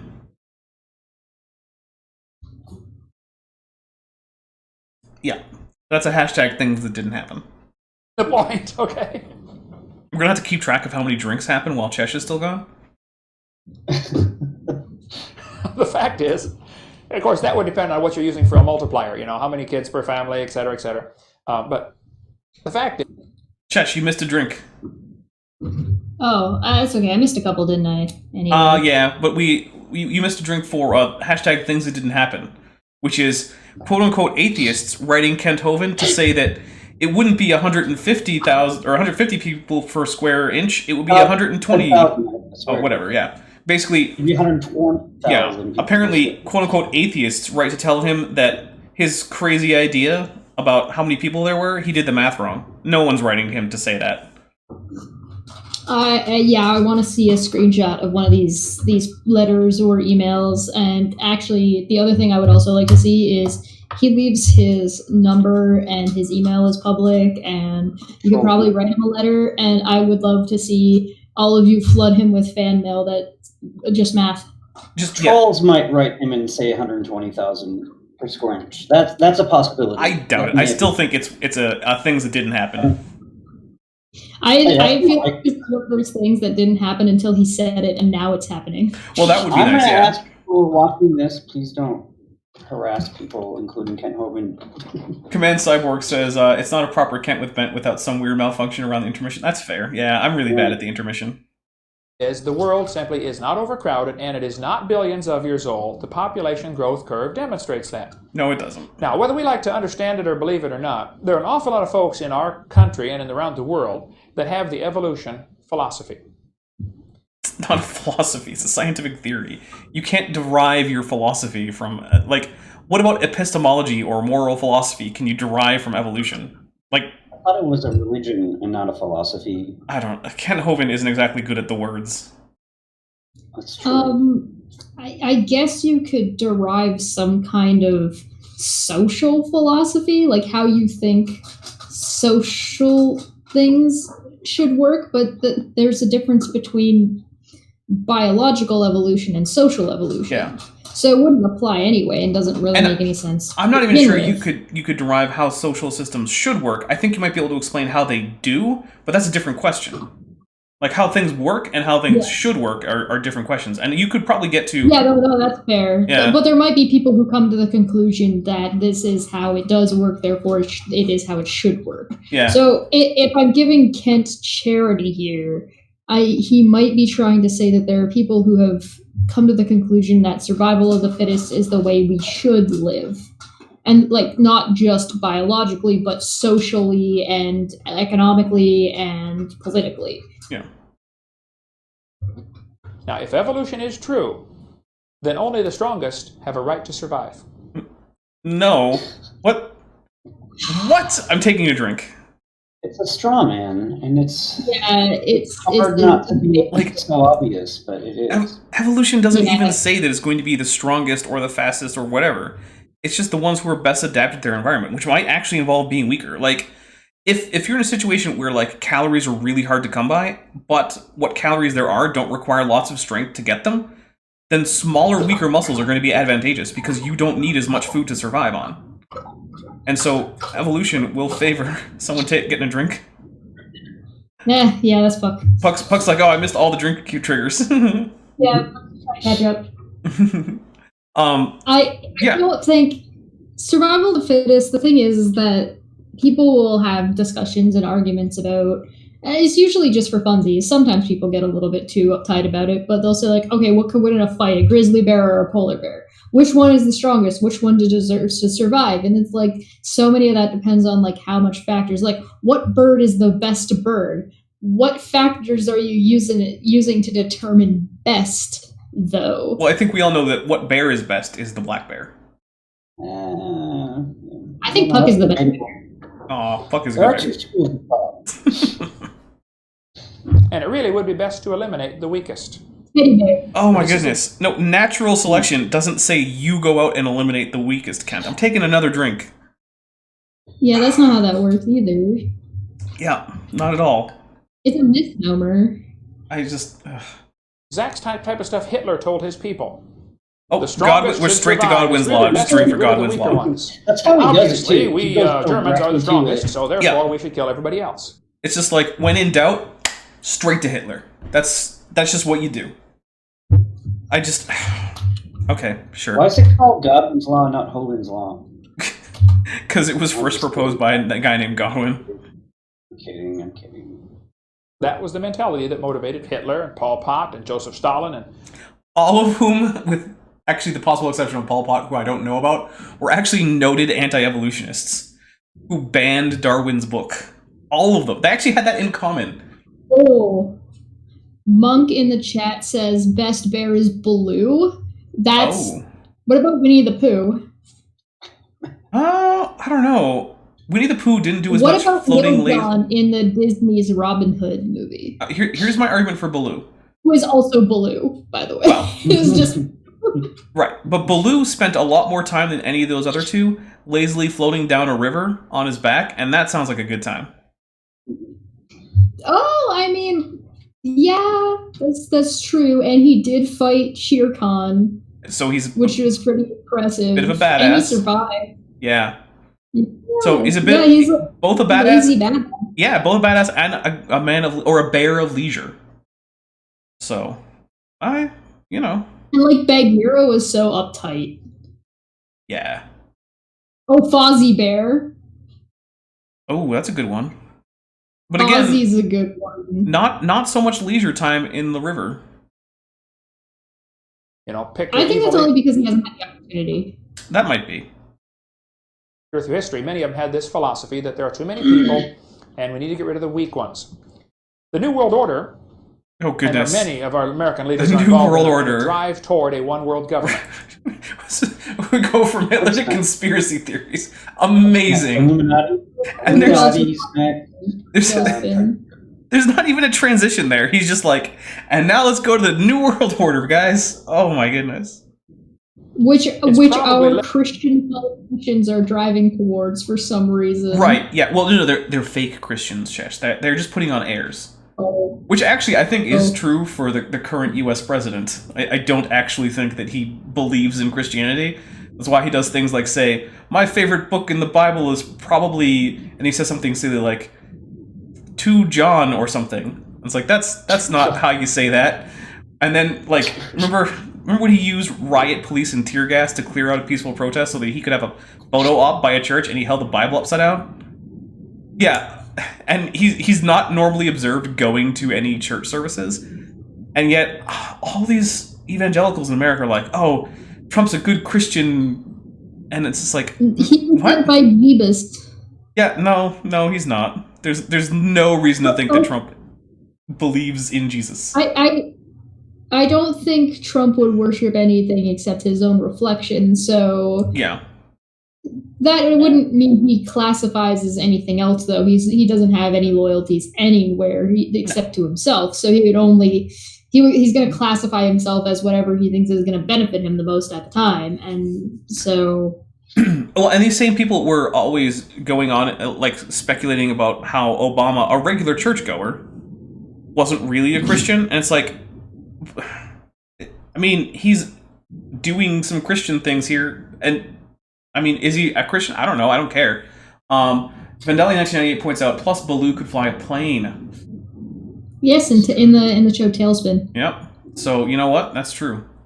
So I think Baloo is in my book winning for best bear. At least cartoon bears. Baloo is a pretty good choice. Baloo and Fozzie would be the two I'd be banking on. Okay. I just gotta say false, black bear. Well, That's all I. fair enough. What about spectacled bears, What though? type of bear is Baloo? Is Baloo a grizzly bear? He can't be because he's from... He lives in the jungle. Yeah, he lives in the jungle, and so that would make him a black bear, I believe. What type of bear is Baloo? I'm looking it up. Okay. I need to know. We've got a crack This is more research team. important than Kevin has to say. I mean, it probably is. Oh, he's a sloth bear. Oh, okay. I think I read that in chat earlier, actually. Oh, I TD forgot you Lane said for that. 10... Oh. Oh, TD Lane got you off the hook. I shall pay off Chesh's debt and remind all to pay tithe to the God Emperor of mankind, who sits upon the golden throne in eternal agony after Asshat War Master Horus betrayed him. Well, thank you, TD Lane, for paying off Chesh's debt, and also the Emperor protects. Led by the elite group called the Council of 300. Oh my goodness. And we'll get into much more I'm of just that gonna later keep when we drinking get for into this- video number 5, This the very politically crazy incorrect conspiracy one. stuff. A few years away at the rate we're going at. But if you want to watch video 5, we cover that about the Council of 300. Wait, he just told a joke about how slow they're going? We haven't gotten through 10 minutes of this tonight yet. These are the I top typed three. in best bear in Google, and Bent is right. The American black bear is the first one listed. There you go, see? 300 super smart, super rich people on the planet. They sit around and have their meetings and decide which country needs to have a war to thin down the population, or who's Okay, not drink. cooperating with, paying back. Chesh? You seem to be having an I emergency. drank, but also we forgot about Sir Barrington. You're just trying to get less Kent Hovind in here. Correct. Yep, I know. Erica does the same thing. I know the signs. I didn't interrupt. I only freaked out a little bit. Okay, fair A enough. little bit. Back their loans to us. It's all goes back to money. The love of money is the root of all evil. Is that And why we're we gonna don't be pay amazed when we taxes, get to- or is there a different reason for that, Kent? Yeah, speaking of love of all... You know what? Let's just take a drink for how much hypocrisy just occurred in that one little sentence. Oh, And I love- Paddington Bear. Teddy Ruxpin! My goodness, yes, they're the Barons. Don't... RJM Truth, you misspelled it. It's Berenstain with an A. Man, don't Mandela affect us right now. Heaven and see what really has happened on this planet and see how money tied into just every evil thing that's happened. Every evil thing that's happened ever, even the evil things that happened before the invention of money, Kent. Like, oh, I don't know. I think there's an evil super chat you just got. Okay, Ben Hovind for 5 says, I love my money enough to give it away. Godzilla, take a drink. Take that, Kent. So, I'm glad you have a Godzilla emoji. of course I do. I also have an offer That's a emoji. drink rule trigger, too. Hey, you know what else I have? I've also Googled sloth bears, and they're adorably hilarious, and they do kind of remind me of Puck a little bit, because they got the side poofs on their heads. And look! I even found a picture of one fighting a tiger. Nice. Chesh, check the chat there. I think you'll see another emoji that you might enjoy. Ah, it's Murphy! Yeah, that's Murphy. Hell yeah. Yeah. See? That's why everyone should become a channel member, because I got the best emojis. Oh, Rupert the bear was pretty good. Alright, we're going to do more of Kent, but yeah. I can go off on a lot of rabbit trails there. But then, Oh, right, he just said that every evil thing in the world is because of the love of money, but here's the thing. Look, the Bible was using this thing called hyperbole, Kent. And the reason I say that is because... Oh, actually, I keep forgetting. I should switch this to live chat. What about the instead of gummy chat. bears? They're okay. But, so the thing about the root of all evil is the Bible includes evil acts before money exists. Like, remember that Cain and Abel story? Do you think that Cain killed Abel for the love of money? Because it gives us the motive, and it wasn't money. So, the Bible... Let's just assume that the Bible wants to be internally consistent within its collection of works. That was hyperbole, Kent. The Bible's allowed to engage in literary devices, including hyperbole. It's one of the problems with this literalist idea. It doesn't let the Bible actually use language like in the way that humans use language. So, what it really means is the love of money is the root of a whole bunch of evil stuff that goes on, but not all of it. I would like to reduce the population to 500 million. What happened? Back in Genesis, this is really the first prophecy. Put that down as a quiz question, Heidi. Hold on. So this group, this cabal of 300 people who control the entire world, get to tell people who to go to war with, want the population to be 500 million, but instead it continues to rise. They must be the least effective group of controlling overlords that could be imagined. I'm taking a drink for that one, because that's just beyond stupid. It's like the people who are like, oh, chemtrails are population control. And you look around, it's like, well, they're doing a pretty bad job then. Yeah, it's going from chemtrails. Right. Did Satan defy God because of money? That's a good question. What would Satan do with money? Because of the love of money. Oh, there you go. Yeah. That's why. He wanted to get paid, and God was like, you know what? I'm just paying you the minimum wage, and we don't have a minimum wage yet, so... No, there's no money yet, so you don't get any money.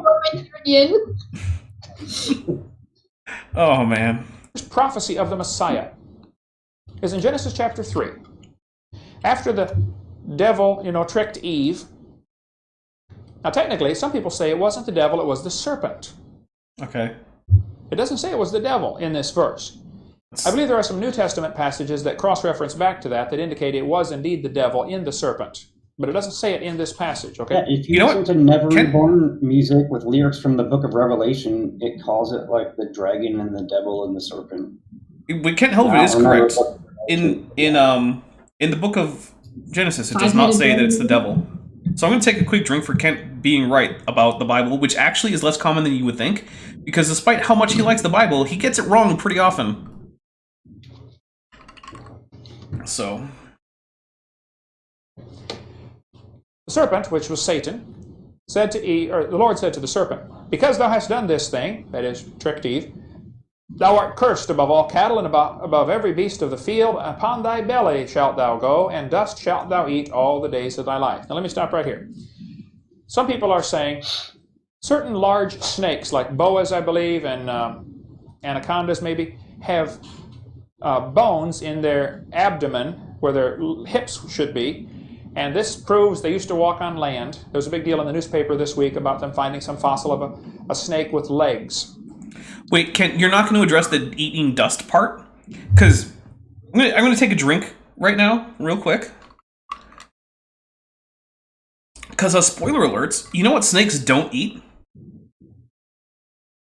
Dust? Yeah, so if you want to take this passage literally, we've got a problem here because snakes don't eat dust.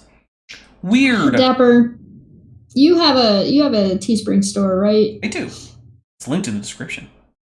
Do you have a pillow available with your Dapper face on it that I can course scream into and bash my face against? I absolutely do.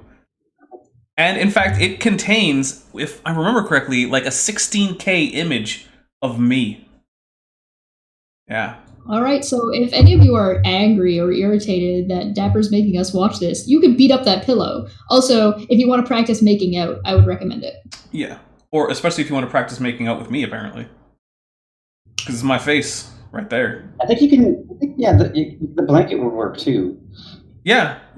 It's actually, that's the same image that's on the pillow, is that blanket image. So, yes. So if you need some face bomb protection, buy yourself a Dapper Dino. Link in the description below.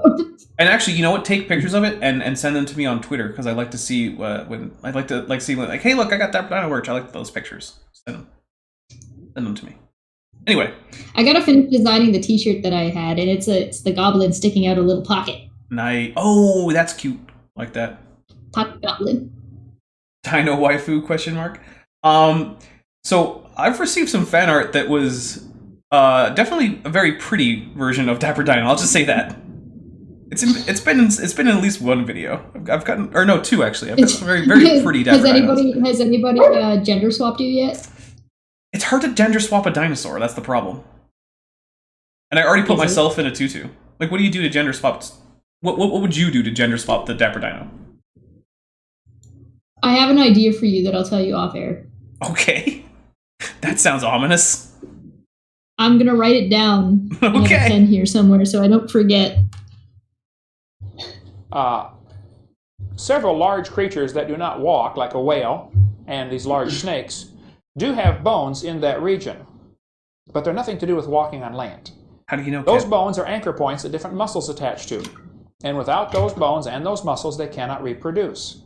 All right, for $2, Sphincter of Doom says, is or should the store called the Dapper Depot? Oh, is or should the store be called, Dapper Depot. It is not, it's just called Dapper, I think it's just called Dapper Dino and the Teespring. I mean, I like the pun, but I don't know how to change the name of my store, so I'm just gonna not.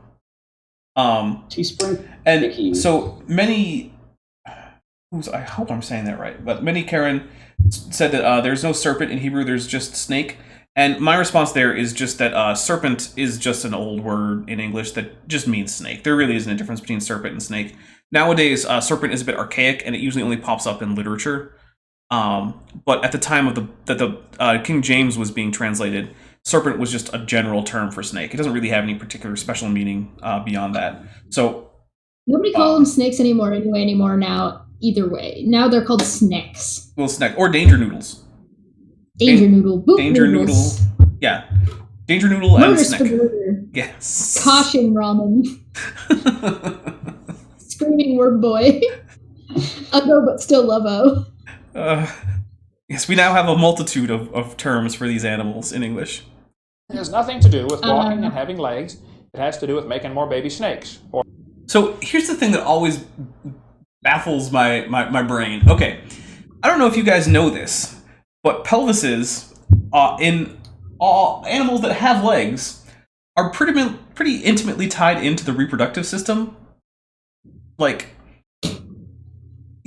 I don't know if any of you in the audience have ever reproduced, but I'm going to go out on a limb and say that if you have, the act leading up to the reproduction involved your pelvis. Just going to put that out there. I get about halfway to producing a baby at least once a month. Well, there you go. Was your pelvis at all involved? Yeah. So Kind of, I guess. Yeah. Well, the thing is, it holds things in place, if that's what you mean. Well, it not only holds things in place, but it also anchors muscles that are important for all of this, right? So the fact that a snake pelvis or a whale pelvis is still used to attach muscles for the reproductive system isn't exactly a refutation that it's actually a pelvis that used to, in ancestors, support legs. Because, it doesn't support weight-bearing legs anymore, but it still supports reproductive muscles. Well, that just means it lost one of two functions of the pelvis. It still retains... He's had kids. Is he suggesting he never used his hips? I mean, maybe he's just a dead fish. Maybe his wife had to do all the work. I mean, I would probably buy that he made his wife do all the work. Mm. Oh, hey, you know what? Maybe that's just her thing. Hey, you know what? I'm not going to judge what Kent did in his bedroom. Although when he got back to that house, he had a different bedroom that he paid rent for. Or whales, or whatever the case may be. The body is so huge, they have to have the extra muscles and assistance there. So when he said you should crawl on your belly, I don't know that we can find a scientific justification for this. And I don't know that we could prove the snake used to have legs and lost them other than from the scripture. Or you just said there was a fossil found of a snake with legs, which would confirm that idea that you have from the Bible. You could just accept it, Kent. I'm taking a drink. My goodness, you could just help yourself. Evidence when it helps him, and he says it 2 seconds earlier. I cannot with this one. How? There are also some lizards that, because their legs are out sideways and their bellies hang low, still drag their bellies across the ground too. So that wouldn't necessarily even apply. They could still have legs and still be dragging their bellies. My lizards are lazy. They drag their bellies all the time. They don't. Well, not all the time, but frequently they do. Yeah, you've watched them before. Lizards or whatever. Yeah, a couple times. So yeah, they definitely do. So there are fossils that could help Kent's point, and he just doesn't go for it. So Monk Mayfair says legless lizard. So actually, one interesting thing is snakes are legless lizards, but not all legless lizards are snakes. So salamanders tend to drag their bodies quite a bit. yeah. Actually, one thing that's interesting is, so there's this group of lizards called glass lizards, which are some of the most common non-snake legless lizards. And one of the ways that you can tell the difference just from the skeleton is that snakes have really long torsos and really short tails. And the way you can tell is basically the tails have fewer processes. The tail vertebrae, have fewer processes, and they don't have ribs associated with them. But glass lizards have really short torsos and really long tails. So most of their body is actually tail. And in the living animal, you can tell because of where the cloaca is. If it's closer to the head, not a snake. If it's way back near the tail, end of the tail, snake. So there's, which I think is one of my favorite things is artists trying to re-render animals that we only have skeletons for, because it's really difficult. Like, props to them. I don't mean to make fun of them or disparage them. It's just, it is not an easy thing to do, and we have no idea. And so, like, look at a skeleton of beluga whale, and you tell me, if you were to only get the skeleton, what you would end up with if you were to try and recreate it in drawing. Actually, there's a few things you can find on the internet that are basically, what if like a paleo artist from like 1970 were to draw like a hippo based only on the skeleton, and it is a horrifying monster.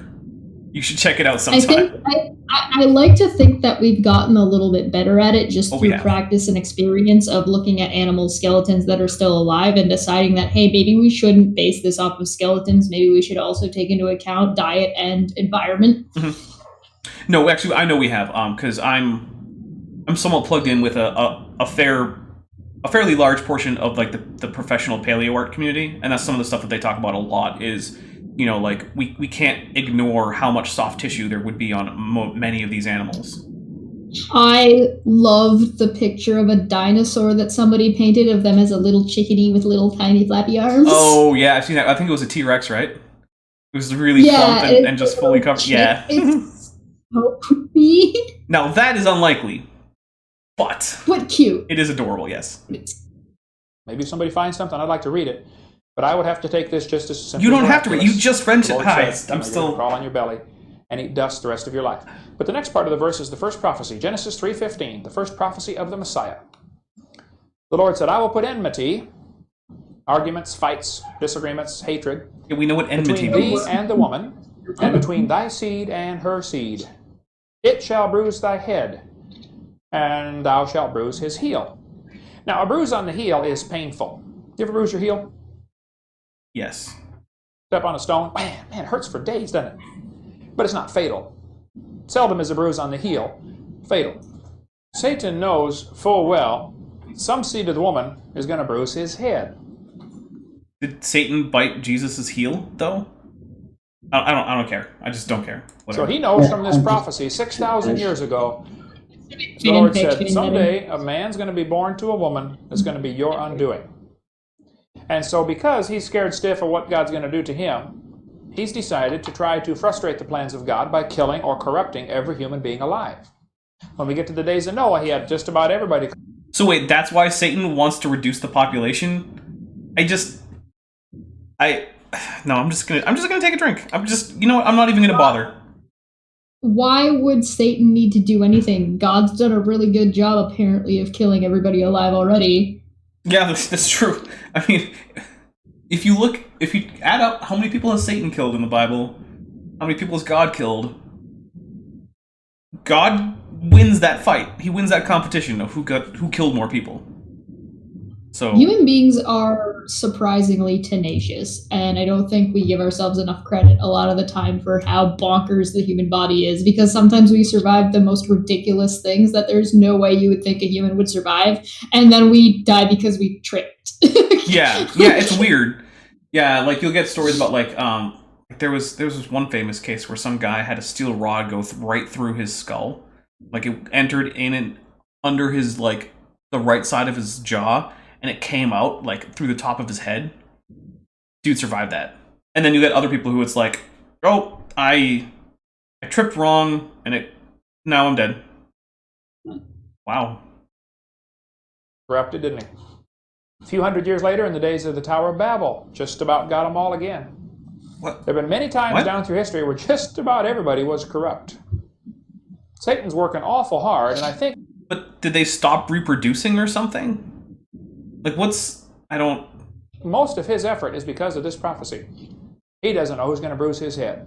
Remember when Herod wanted to kill baby Jesus in Bethlehem? What did he do? I remember the story, but He no, stole all the I children. did that. Yeah, There, I remember. Chess I remember reading about remembers. Although she was on the run from people trying to burn her for witchcraft for being able to read. Although, Chesh, this is... You don't understand how amusing that is. I When just wanna- people try and catch you. I just want to point out a couple of things. There were literate women in first century Roman Empire. And second, if you travel back in time to the first century Roman Empire, you actually wouldn't be literate unless you can read Latin or Greek. So Yeah, correct. you actually would not be literate. I'm aware of this because I know, speak, read, and write all those dead languages. I was there at the time. I was 17. Oh, yeah, that's a fair point. Yeah, well, Just kill everybody, 2 years old and under, right? Now, there's a fascinating book, if you want to read something amazing on this story, called the Archco volume. Has anybody ever heard of that? nope. The Archco. Have you read any of that, Dan? Oh, it's awesome.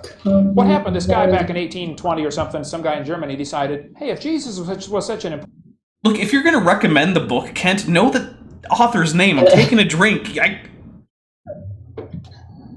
Man.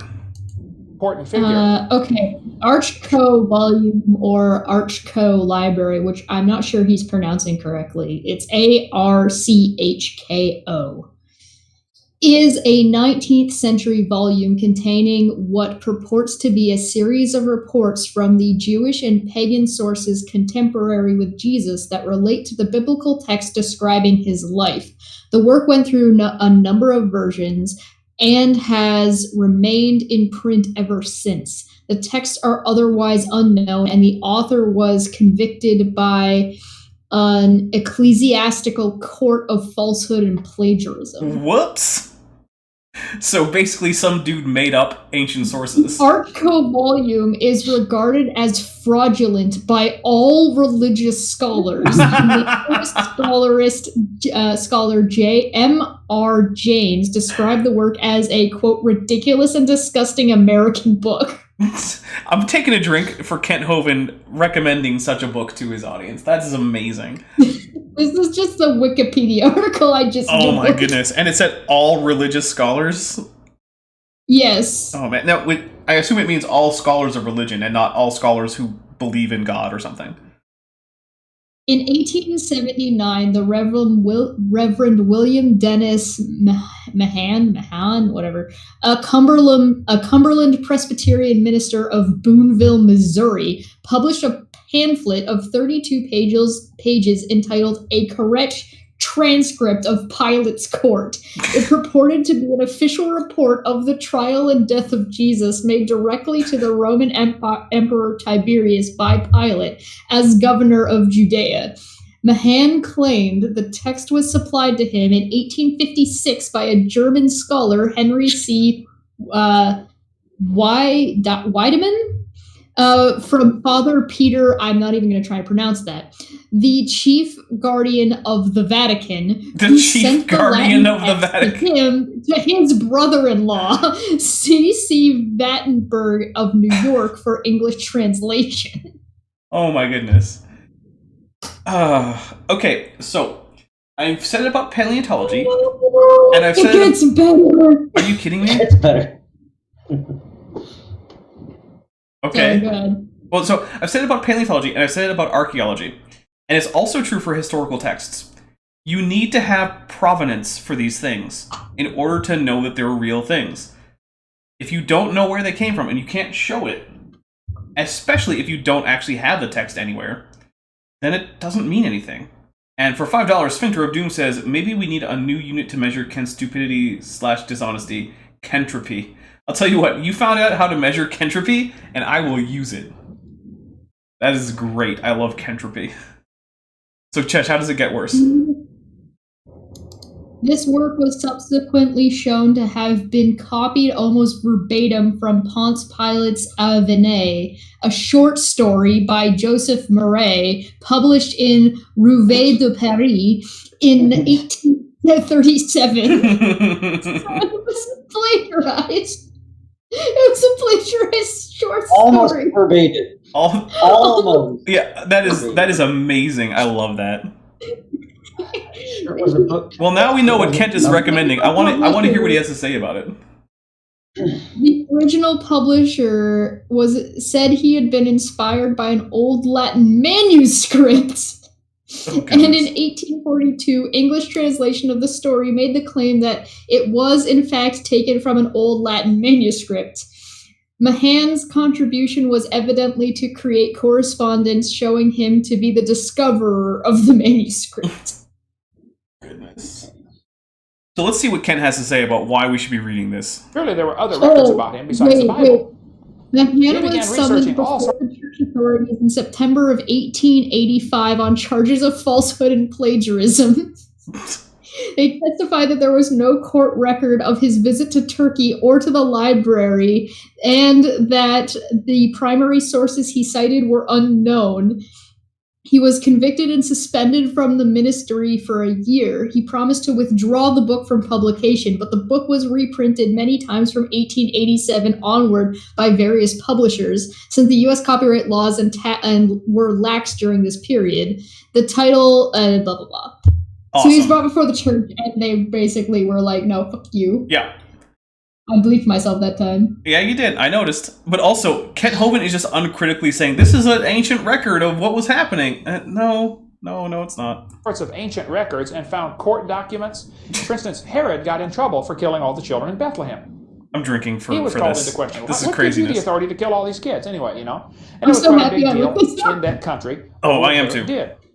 And that's not recorded in the Bible, but it is recorded in other books. And this guy found it and put it into this little book called the Arch Cove volume. Very fascinating reading. Oh my goodness. When they went to interview the high priest, sent some people to interview the shepherds after the Annunciation of Jesus is going to be born. Is this in the Archco volume and the too? shepherds described what they saw in there of the music rolling up and down the hills, and they were so filled with joy they didn't know if they should cry or shout, so they did both at the same goodness. time. You know, This is it's amazing. amazing. I'm just going to keep drinking while he's doing this. They sent some people to interview Jesus when he was 26 years old. What?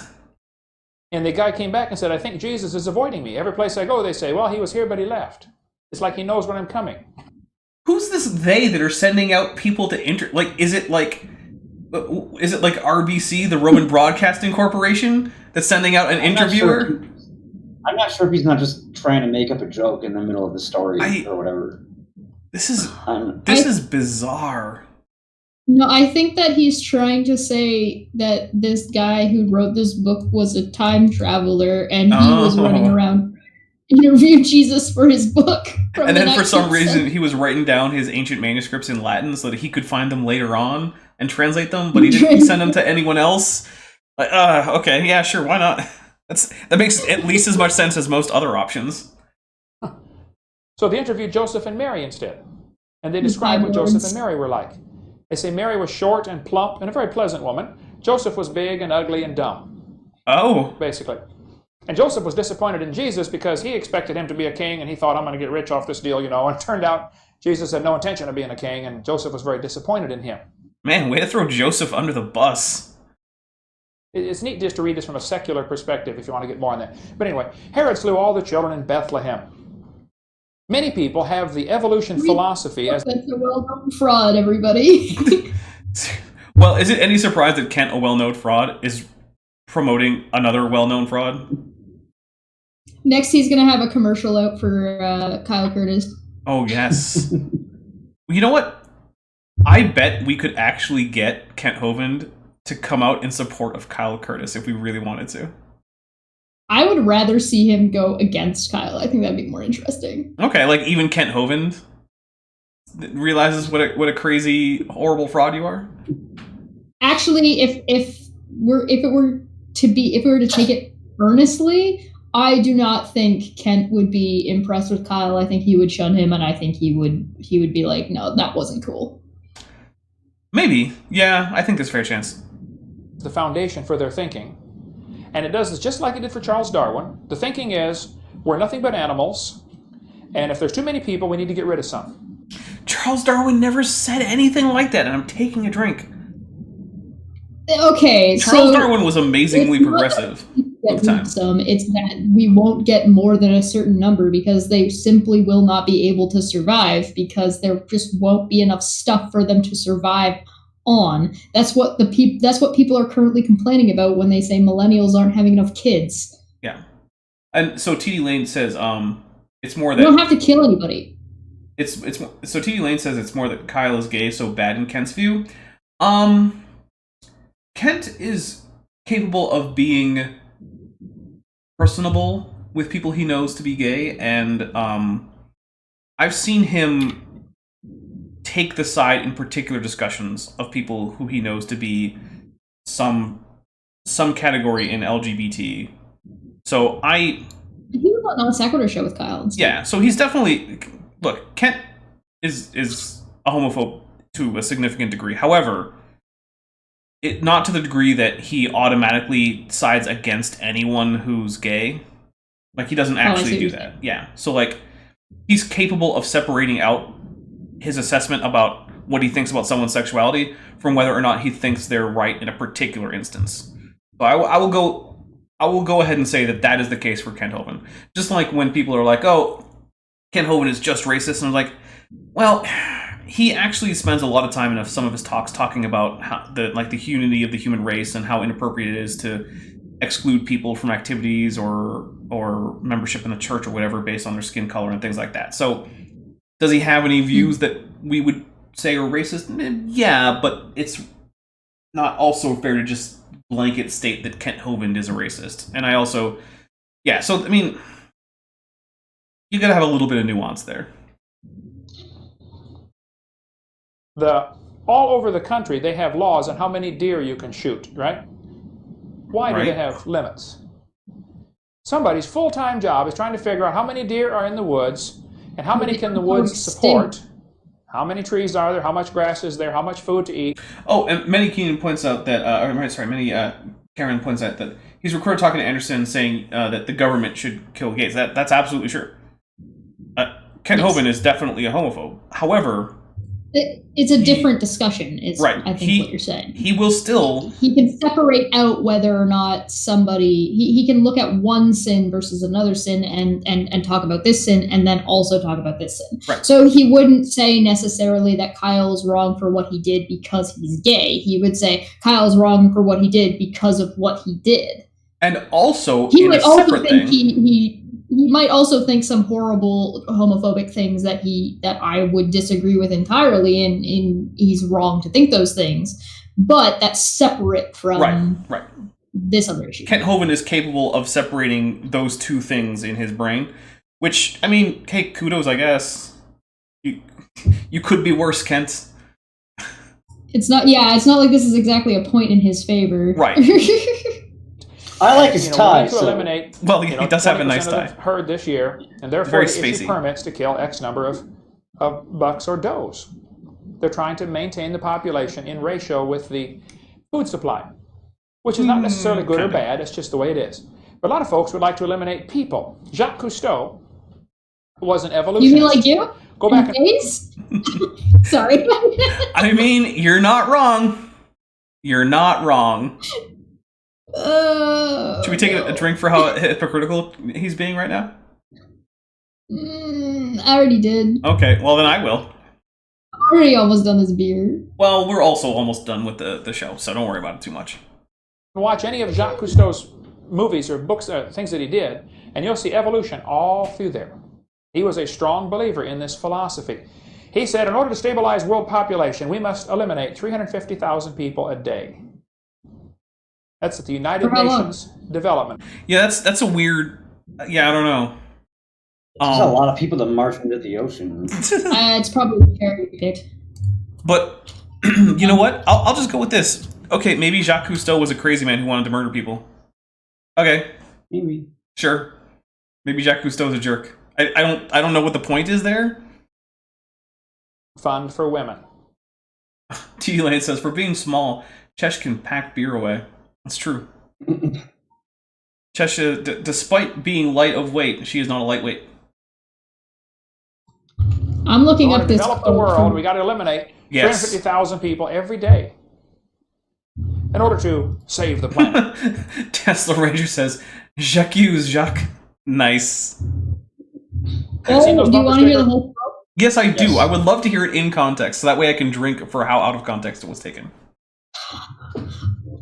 When we return wild animals to nature, we merely return them to what is already theirs. For man cannot give wild animals freedom, they can only take it away. In order to stabilize world population, we must eliminate 350,000 per day. In order to save the planet, it would be necessary to kill 350,000 people per day.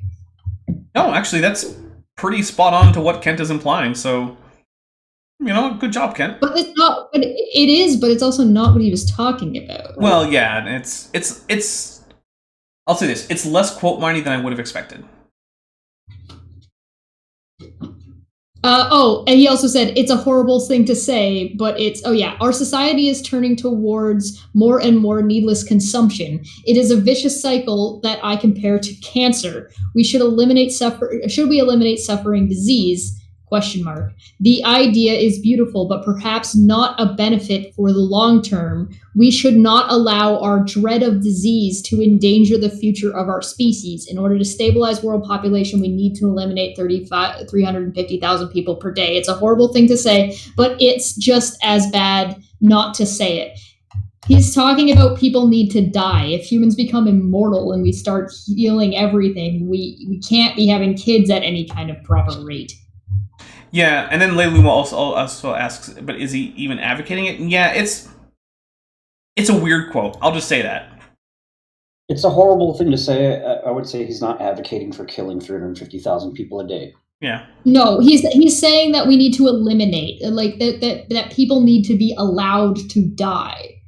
Which is different from saying actively going out to kill them. If he didn't say the phrase, it's a horrible thing to say, like that proves he recognizes. Yeah. All right, well, let's see people what can else we interpret got. what he's saying. Interpret. Monk Mayfair says, The goblins United have... Nations goal is to reduce population selectivity by encouraging abortion, forced sterilization, and control of human reproduction, and regards 2/3 of the human population as XX baggage, with 350,000 people to be eliminated per day. Wait, who said... Who was claiming that? Jacques Cousteau. All right, well, you know what? That's probably not great. It sounds like he also had some weird views on the United Nations. Yeah, and all what their right. goals were. Hey, you know what? Not a fan of these positions from Jacques Cousteau. We'll just go ahead and say, yeah, okay. Mother Earth. The Earth is not your mother, okay? But that's the mentality. No one literally thinks the Earth is their mother, Kent. Oh, you're angry about God being a woman. Aww. Charles Worcester said when they were arguing about banning DDT as a pesticide, now there's no question DDT is harmful. I think that's the one that thins the eagle's eggs and the bird sits on them and they crack and they're... Fun fact, those claims were actually vastly exaggerated. Or, the baby dies. But one of the arguments in favor of banning DDT was people are the cause of all the problems. We have too many of them. We need to get rid of some of them. And this ban of DDT is as good a way as any. I mean, it is true that the ban of DDT has killed huge numbers of people. Lots of people who would have survived if DDT had not been banned have died of malaria. Because if we don't use DDT, there'll be more pests, more mosquitoes, and more people would die. That's one of the parts of the philosophy behind the arguments for banning DDT. This quote says, "The world has cancer and the cancer is man." You'll find a lot of people, if you read articles in the newspaper or watch TV That's carefully, like a common allegory for human beings. This is Yeah. not even like a bizarre thing to say. That is a common turn of phrase. But the thing is, I accept evolution, but I'm not in favor of these we should kill off the humans. No, I disagree. So no, believing evolution doesn't lead to these ideas. the mentality is that there are too many people, we need to get rid of some of them. The weaker Well, should be there's killed also off. this ideology that Kent seems to push along with evolution, saying that evolution says this, and it wouldn't go along with eliminating humans. It would be the strongest survive. So therefore humans are the strongest, therefore humans should survive. And by that logic, then any other species should die out before we do. So if it's a matter of saving the pandas or we need more space, the pandas don't get saved and we take more space because we're the strongest, right? So this idea of we have to eliminate people and then somehow coincides with survival of the fittest and the strongest survive means that we would somehow have some kind of mechanism or advocate for some kind of mechanism that would measure out who is the strongest and who is the weakest and therefore who would get eliminated. Yeah, it's bizarre that he seems to... Evolution seems apparently, according to Kent, to lead to very different and kind of contradictory versions of bad things. If you were to put somebody in a situation that they are starving and they have the least amount of technology possible and they're able to survive for X number of years, and you were to put somebody who grew up in so if you were to take somebody in a first world country and somebody in a third world country and you trade their places, who do you think is going to survive better? Yeah. Back and forth. So does that mean people in the first world country are technically weaker than those in the third world country? Does that mean the people in the third world country should not be the ones that they're not the weakest in this equation? Yeah. Also, Monk Mayfair says... Do you think Kent would get really mad if I were to say that people with more melatonin in their system have an easier and better time living around the equator, so they have more resistance to the sun and would therefore be stronger? Trish, I think you mean melanin, not melatonin. Oh, whoops. Yes. Also, Monk Mayfair says, I don't think that Kent plays JRPGs. I bet Kent is an avid fan of dating sims. That's my guess. Does Kent like cat girls? Ooh. Yeah, you know what? I want Kent Hovind's take on anime cat girls. That would be an interesting take. Yes, one in the chat for yes, 2 in the chat for no. If he's all about advocating for have more children, do cat girls have litters or do they only produce 1 or 2 at a time? Ooh. So, we are going to wrap it up though, because we are coming up on that 2-hour mark, which is where we like to wrap it up. So, Chesh, you have anything you want to plug? I have a chat on Friday about some social nonsense. It's a Johnny Depp Amber Heard situation. I have somebody who spent a little bit more time talking about it and following it. So I'm going to have her on to chat, both of them on actually. I've got Claire and Karma coming on. So if you guys want to come and check that out on Friday. I also have some other things that are in the works, so I would just recommend just keeping an eye over on my channel. There's some silliness afoot. Okay, well there you go. Mysterious things to come from Cheshire Vic. Bent, you got anything you want to plug? Coppermagma.com, and then the other band. We'll see what happens. Yes, you are in a second band. That hopefully is going to be like within the next 6 months. Okay. So I do like Copper Magma. I'm hoping that I get to go visit you guys sometime because one, I would love to hang out at band practice. Band practice is awesome. That would be so much fun. It's been so long since I got to hang out at a band practice before, and I would just love to chill and jam with you guys a little bit. Silver Harlow asks, did she just say she's having Amber Heard on? I don't think that's who's coming on. No. I don't think she would show up. Probably because I would call her names. Yeah, I was going to say, it would be an interesting conversation if she did manage to show up to that, because my guess is... Could you imagine? Yeah, because you don't have too many nice things to say about Amber Heard, do you? No. Don't cut off your significant other's fingers. Yeah, don't do that. Not even parts of them. Yeah. Yeah. You have to ask why not. There's a problem. Okay, so we'll do quick channel news. So Thursday, I am planning to release a video about why falsificationism is the dominant philosophy of science in the modern world and why it is better than confirmationism. Then I have to firmly establish this with Otangelo, but I'm planning on either Friday, Saturday, or Sunday, it's basically up to him, having a chat, sorry, about that same topic with Otangelo. There you go. We also have a kind of big caffeine corner coming up. David Silverman said some kind of dumb things. Like, I kind of see where he's coming from for some of the stuff, but some of the other things he said are really dumb about Kofefe. And so we're taking our time on it because we both want to sort of be on the top of our game, because there's some things. Yeah. So we postponed that one. Oh, and that'll happen. Monk Mayfair says, "Don't attempt to smuggle your dogs into Australia," and that's fair. No one is saying that that Johnny Depp has never made mistakes. No, but he didn't cut off the tip of anyone's finger. And I'm going to say that dog smuggling. Well, that was also her, right? It wasn't just him that did that. That was her. Also. Yeah, that was all. Yeah, that was both of them. So we don't get to differentiate between them on that basis. As for the week after that, there should be another Kent with Bent. We do have, we're getting a couple of, maybe even more than that, of Kent with Bent's pre-recorded, because I've got a move coming up, and so, if for some reason we can't do something live, I might just schedule one of these pre-recorded Kent with Bents, just because, stuff happens. So we actually recorded a Kent with Bent earlier today. So, and we're going to record another one, I think, probably tomorrow. So, it's going to be on a different video, so that way you won't have to get just direct, like, this video won't end up being, like, out of order or anything like that. Just a completely different video of Kent Hovind's. Yeah. So, I think that's it. Thank you, everyone, for... drink.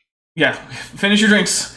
Thank you, everyone, for coming. I want to say a special thank you to everyone who super chatted. So that includes Vandalia 1998, Sphincter of Doom, Command Cyborg, TD Lane, and Kent Hovind. All right, and we are gonna get out of here. I want to take a moment during this first month of a brand new year to thank my patrons and my channel members, especially those pledging $20 or above: Kent Hovind, Ian Chen, Sphincter of Doom, and Henry Hutanen. You guys really helped me get through the last year, and it was a rough one, and I cannot thank you enough. Now, if anyone here is listening and isn't supporting but would like to, there's a link to my Patreon down in the description, as well as the option to join the channel underneath this video. If those aren't right for you, there's also a Teespring store, and if none of that works for you, please just like and share this video, because that helps this channel grow, and that really helps out.